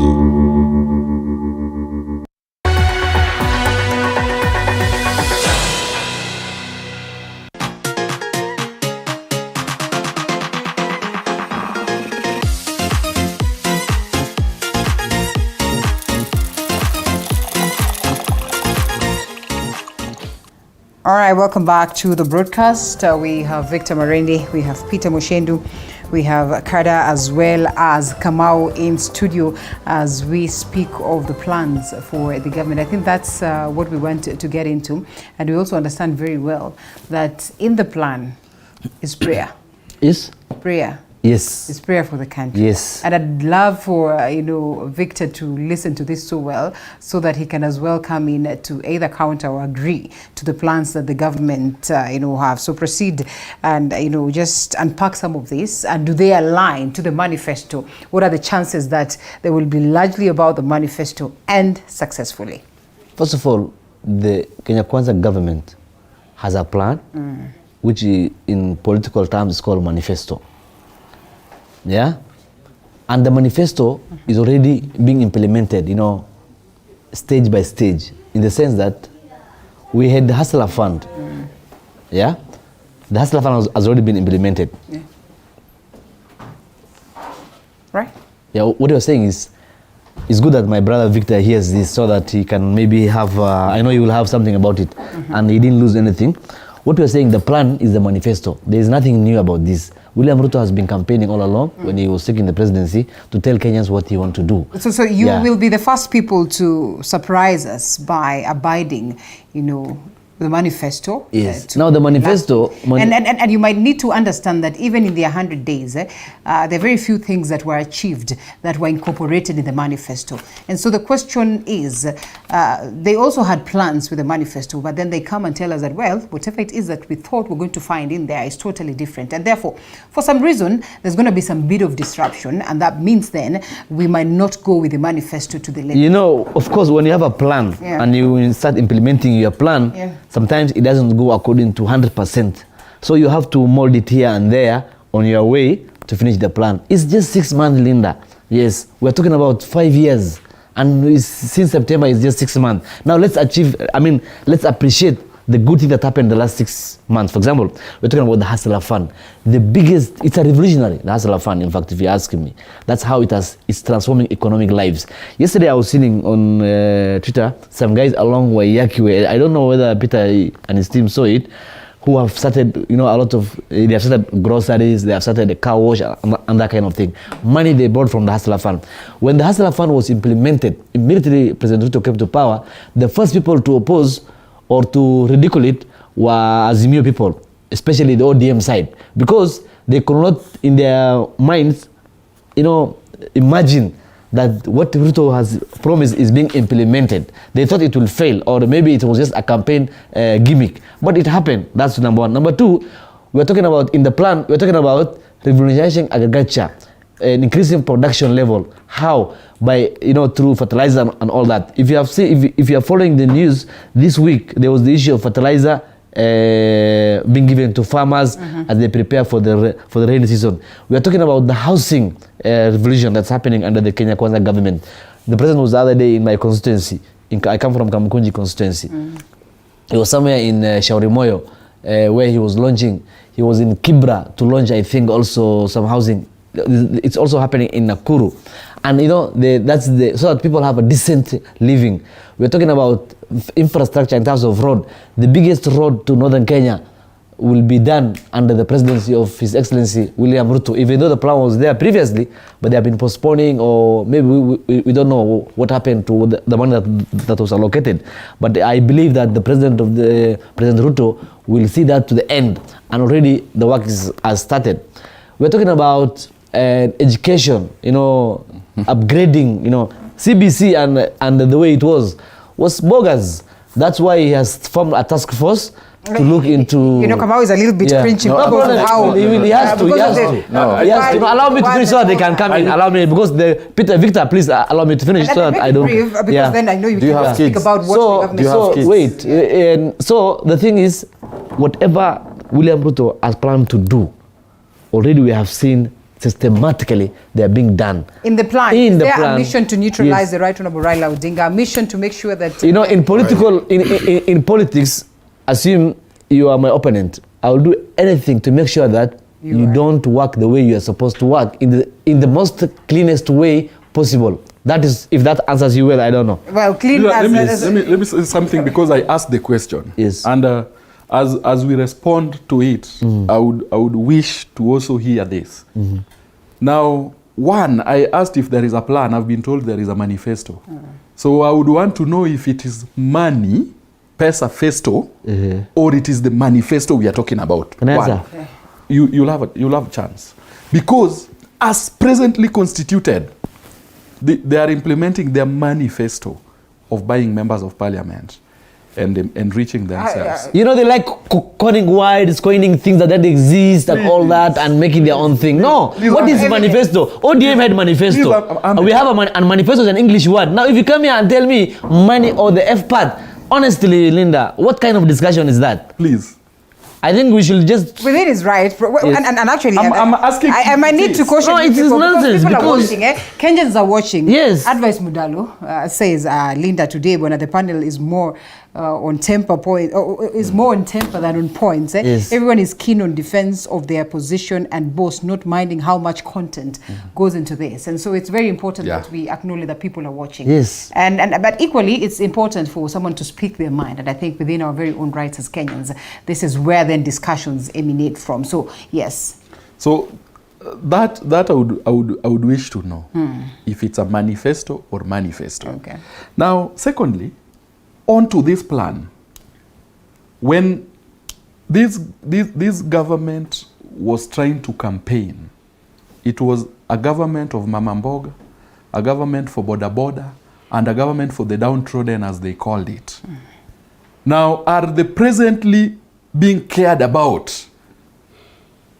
And are the people who have been nominated to this government the real Mama Mbogas, or it's another government trying to enrich itself and trying to create a new cartel, if that whatever existed in the previous government, to create its new team of cartels? Now, I'm hearing of sweet words of how this government is doing the ABCD. Is it a new tenure for Mr. 6 months to give us new promises that are not going to be implemented? Why would you be negative? No, I'm not negative. I'm asking. Okay. I'm wondering at the same time. I'm left to wonder, because this president has ever given promises in this country. Now, is it a time to implement or a time to continue giving more promises on how he is going to act? And if we care to know, the economy is hurting. What is the plan to revamp this economy to ensure that basic commodities are acquired at basic level prices? Because we have had common Kenyans hurting to the effect that the subsidies that have been there have been removed. Now, we don't know the fate of every single family that used to have 2 meals in a day, that are now restricted to almost just 1 meal or nothing to be called a meal in a day. Now, we are seeing every single commodity in this country having its price going high. What is the plan to ensure that we don't have these high prices? At the very basic level, atukuli barabara, yes. But what is the plan to lower the cost of living? Now, if we talk about CBC, Tuliambiwa when immediately ameweka Biblia chini, hatutakuwa na CBC. Now, what is the plan to ensure? And I appreciate the research that was launched yesterday. That was given yesterday on the workings of CBC, and the Nation paper has clearly talked about it. 74% of Kenyans are decrying the cost of implementation of CBC and the cost of ensuring that CBC is implemented. Now, what is the plan to ensure that it is affordable if it must stay? Victor. And lastly, I would decry the state of appointing the Electoral Commission so that we have an independent Electoral Commission in 2027 and not Ruto Electoral Commission. And the process of getting the select committee is playing out in Naivasha, and I think we are all keen to see who will be the figures and at what point we get where all parties will be convinced that we have gotten the right select committee to bring on board the best commission or commissioners, that is as to the Independent Electoral and Boundaries Commission. Peter Moshendu, in response to what it is that Victor is asking, of course, prayer, one of the key things that we witnessed yesterday, the president, the government calling upon the country to come to that moment of prayer. Beyond that, they say this will be that one bullet that will either take the Kenya Kwanza government down or this will be the saving point of it. Ultimately, we expect an emancipation moment, especially economically? Well, I have no luxury, and I say this with utmost respect to my brother, to even attempt to explain the plan to someone who has decided to look the other way. Yes. Why would I waste time explaining to him? We're responding to Kenyans. I would respond to Kenyans, but I will not respond at the request of someone who is every other week and every other day talking about the negativity of the government. It will be an exercise in futility trying to make him understand what the Kenya government, the Kenya Kwanza government is intending to do for this country. The Kenyan government. It's the Kenya Kwanza government, my friend. Read the law very well. Fair enough. Every government is formed by a political coalition. Fair enough. And that's the law. So, the point. So what would you rather address? The point here is, I would rather address the issue of prayer rather than address issues, because we cannot wake up very early in the morning, Linda, to come. And let's proceed. No. We cannot come wake up in the early. 15 minutes. Yes, so 15 minutes. Make good use of this I've been on this panel. Yes. It is utmost disrespect to this panel to come and discuss about manifesto or manifest or whatever they call it. We must be able to come and execute real issues. I'll talk about prayer because that is the biggest discussion today. Talk about prayer. That's fine. Yes, I think it's the biggest discussion in the day. Prayers are good. I am a firm believer and I am a Pentecost. I believe in God that when I pray, my God will do wonders and he will do everything. But I also know it is the same God who has accorded me the knowledge to be able to get into my car in the morning and drive to this studio. I did not wake up in the morning and pray that I get to TV47. And this is what I am going to say. And you know, at least you know me, I am always candid at speaking my mind. The problem with most Kenyans, it is not the prayers. Because from the days of President Daniel Toroitich Arap Moi, when he would attend service at Moi High School, Kabrak, to the days of Emilio Kibaki, who would attend church every other day, and to the days of Uhuru Kenyatta, prayer has never been a problem because they are happening every Sunday when it is a day of worship for most denominations in this country. The problem is the talks that happens after that church mass. That is a problem. And I will say this, there is a reason why when the Honorable President Daniel Toroitich Arap Moi would only be the person addressing the church congregation and not any other politician that had accompanied him. I'll tell you what happened in Naivasha, and I say this with utmost respect to every person who attended the prayers in Nakuru. The moment we start going to church and after church we are allowing the politician to speak, then we instigate the politics of competition within the politicians of that same coalition. That is why you will find politicians are importing people from their own backyard, so that when they are given an opportunity at the pulpit, the same people they have imported will crap for them. And then later in the day, it is a competition of who spoke better, who said this. It is as a result when we have people like Sonko talking about suspending the constitution, which is something, as a person who loves democracy and appreciates the democratic space in this country, I cannot support, despite the fact that we support the same coalition. So I will say this to the Kenya Kwanza government, that prayers are not the problem. Let us attend prayers. Let us attend Thanksgiving, as many as we can. But I would approach the president and the leadership of Kenya Kwanza to tame politicians from speaking after prayers, because everybody, if today I asked either of us who watched the prayer day on Sunday, nobody can remember what Apostle Kimani preached about. Even the Bible verse that he quoted. But we can all remember what is it that Sonko said, so and so and so. So the prayers, nobody is fighting prayers, including those who are fighting the government from without. But I will say this, the problem that is bringing that prayer issue, because from Monday up to now, the word prayer has featured in a number of the dailies in their headlines. Let us stop the politics after the service. I would appreciate if within that service, if we do a service in Kiambu, let us have the governor of Kiambu introduce the deputy president and the president. Because let me tell you, the reason why you have seen a video going viral of 1,000 buses or 100 buses in Nakuru, it is because if I am Mushendo, I am the governor of county number 22, Kiambu County, and I go to Nakuru and I will be given an opportunity to speak, I am going to come with my 200 people cheering squad to cheer me when I speak. And that is where we must draw the line, Linda. So let's not talk about, nobody is fighting prayers, but those prayers will become a problem if the politics that comes after it are used, that platform. Let us respect the sanctity of the pulpit. Let us pray to God to help us, because we believe, even whether it is Kada or anybody else, all of us believe in a higher power that is able to do things. But let us separate politics and prayers. Politics or prayers? Good.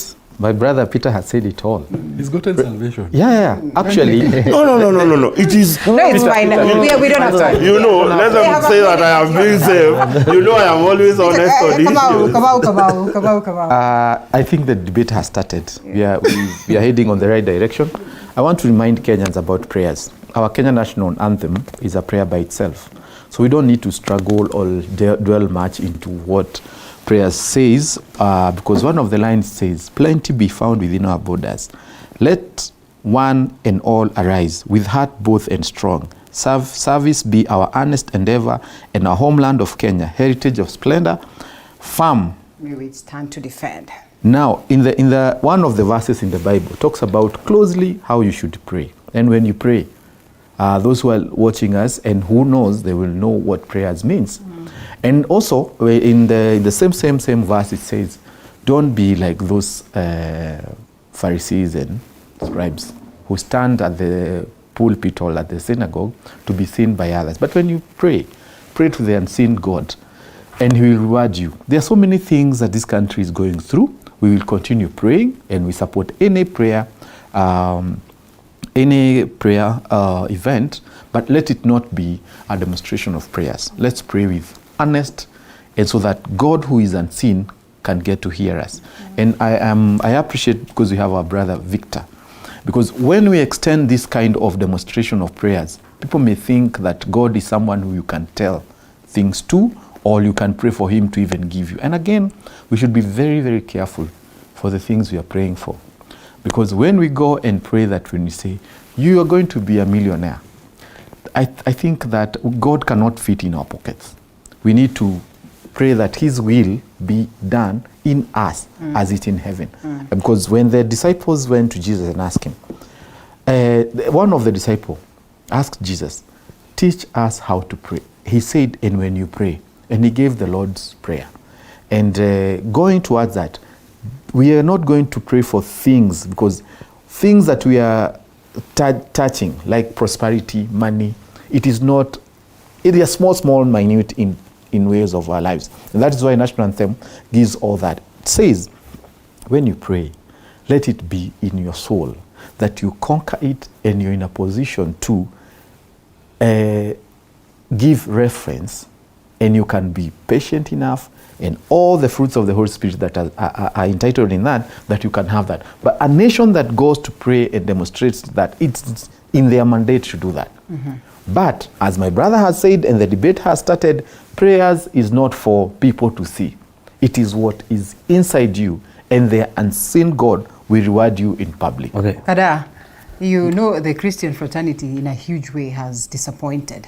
I don't know what you make of this prayer moment. What do you mean by disappointment? And the politics that is played in church, and I think for the longest of time we said it's fine, it's for the church to oversight the processes of politics, but not to the level where, we see this infringement of politicians, in the churches, in the house of God and all that. And the house of God is the house of God, and its purpose should be purely to praise God, and not to come and talk all sort of, statements, remarks, like Peter has said. The issue is not the prayer. The issue is what is said after prayer. What is when they take the mic, what they say. That's what we should be discussing. But for me, I appreciate that we are a prayerful nation, and we have a prayerful president who has made that prayer be the center of his governance.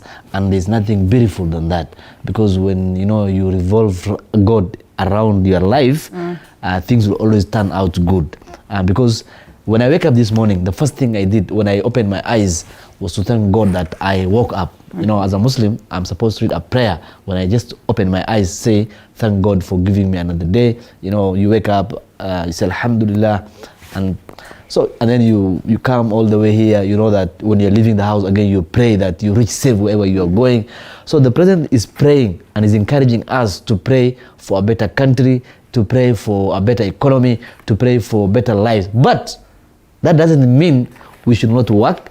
That doesn't mean we should not have sound policies to implement whatever economic prayer we are making. So it's a mix of, yes, at the end of the day, it's God who decides whether you are the best economist or whatever kind of brain you have. If God doesn't say yes to whatever policies you are making, it won't work. That's my faith. Yeah, but it doesn't mean you should not have policies. So prayer, for me, any day, prayer is fine. And I think yesterday was a good thing what happened at Nyayo Stadium. People came of all faith, Muslims, Christians. We are a country of diverse religious backgrounds, and the President has acknowledged that, and it has always been acknowledged. It's acknowledged in our constitution. So for me, prayer. Now let's come back to the issue of the money or manifesto. Yeah, the money or the manifesto. Yes. The money. He said, is it MONE or the manifesto? I think I will tell my brother Victor it is manifesto. It is policy. It's manifesto. Yeah, sorry. You want to mix prayers and manifesto or manifest? No, of course you will mix. Of course you will. It's prayers plus manifesto implementing. Now listen, they are taking my time. I have not said a word. 30 seconds. These Azimio people have no discipline of time. 30 seconds, and giving people 30 seconds. You're protected. The other thing is, we're talking about the plan, lowering the cost of living and all that. IBC. I just want to read something here. Yes. He said that they want to have a clean IBC. Yes. President Ruto is just following the law. Here it says in a Gazette notice, and I want the Kenyans to listen to this. In a Gazette notice yesterday, the head of the state declared the position of IBC chairperson and 5 commissioners vacant, paving the way for the recruitment to kick off. Now here is a quote. Now therefore, it's a quote, Now therefore, in the exercise of the powers conferred by Section 7A2 of the IBC Act 2011, as read with paragraph 1 of the first schedule to the Act 1, I, William Samoei Ruto, President of the Republic of Kenya and Commander-in-Chief of the Defense Forces, declare vacancies in the position of the chairperson and 5 members of the independent IBC, states the notice. That's closing. What's interesting is the next paragraph. The recently assented IBC Amendment Bill 2022. I want to stop there. Now, the recently appointed, this bill that the President William Ruto is implementing, this law that he's using to appoint to declare vacancies in the IEBC is a product of the handshake. Okay. Yes. No, I want to continue. But we have to close. We have to just close. a second. It's a product of the handshake. It will be the height of hypocrisy, for Azimio leadership to come around and say William Ruto want to form his own IEBC. Thank you. I think that is responded to. And I'd love for us to talk about the movement for defense of democracy, but we have no time for that. Yes. And so I'll allow you to round it up for us as well. Okay, thank you. Now, as I finish, I would on religion, I would wish to go by the words of the French writer Thomas Paine in his book Age of Reason. Now, Thomas Paine critically analyzes the role of the state and the role of church and where they meet. Now, in his advisory, in his last chapter, Thomas Paine advises against the church and the state coming together. Yeah. Now, it is an observation that was also made by some German sociologist called Karl Marx, who argued that religion has been the opium of the masses for a while. And he had reasons in his book that was published posthumously when he argued against the state coming to use religion on the people. Now, Vladimir Lenin also argues against using religion to hoodwink the people. But then closer home, Linda, the colonialists came with Bibles on their hands, talking about how we must be a religious country. But on the other hand, they frustrated the common man. How I pray that we don't use religion to hoodwink Kenyans and at the same time frustrate them. If we have to get this country out of the situation it is in, we must act as Moses acted in the Bible. Amen. When he was given the mandate by God to save the Israelites, he had a plan. And those are the 10 things that happened before the Israelites set out for the good land of milk and honey country.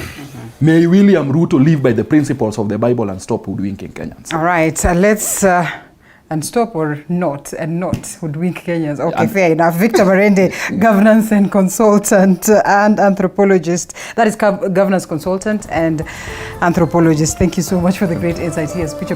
We have to close, I'm sorry. Yes. You cannot say a thing. Peter Mushendu, you cannot say a thing. It's all right, but as he talks about Moses and the plan, Moses always had to go back to God to be told what to consult. To consult. Okay. So let's him so not have his cake and eat it. Okay, Peter Mushendu, governance expert.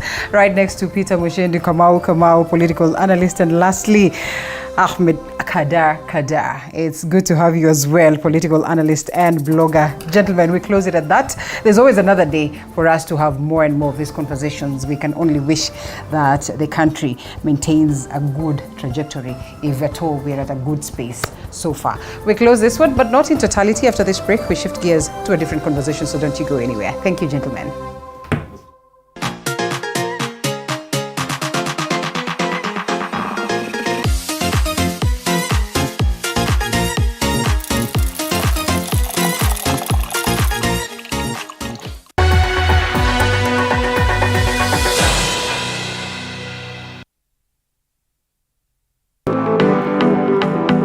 Bila shaka mpenzi mtazamaji, kama nilivyokuahidi ni kwamba tungeendelea na hii story baada ya kushinda siku nzima na gavana, kuweza kujua siku yake imekuwa namna gani. My parents taught me how to be independent. Hii kazi ni ya kujituma. Let us get out there. Let us go and get resources to help our people. Don't kill yourself. If you have a problem, look for somebody and talk and speak to them. Just be strong. If you want something, go for it. Don't listen to the noise. I know sometimes people say when you get into politics, you need money. There are people who have gotten into politics even with little money or nothing. Mount Kenya University takes pride in being an academic giant with some of the best infrastructure, imparting knowledge to the best brains in the country and the region. Our members of faculty are keen to deliver market-driven programs in science and humanities with a keen focus on linkages with relevant organizations. Join us today and train with the best to become the best. Mount Kenya University, unlocking infinite possibilities.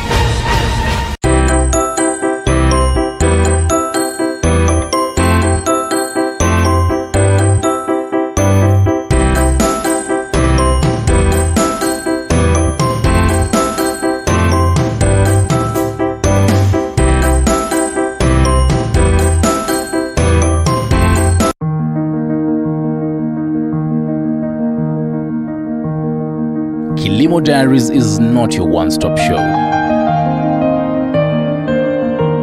We are always on the move to different farms, and it's always unpredictable, with animals, crops, and advice from both farmers and experts.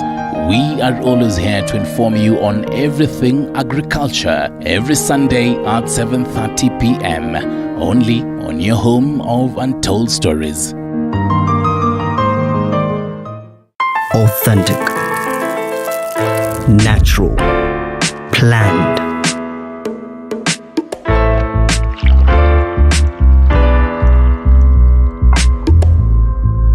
Transforming.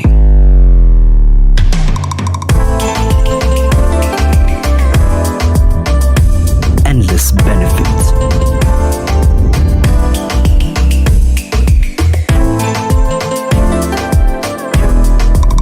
Slaty, purely Kenyan. Buy now on Jumia or Amazon.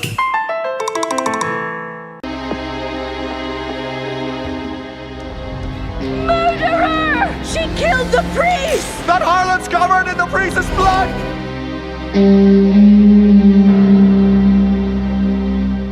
Natalia is fascinated by the story of Altagracia del Toro, a woman who was wrongly accused of murdering a priest 23 years ago and decides to travel to the scene of the crime. Natalia's mother, who knows the secret behind the dark legend, warns her that her quest will put her in danger. Natalia does not care about the warning and travels anyway. There, she discovers in the legend her own identity, because she is herself a member of the Del Toro family. Her immediate fascination for the town makes her want to settle down, and even more so when she meets Salomon Salvatierra, the love of her life. The Bride of Judas, a legendary love on TV47.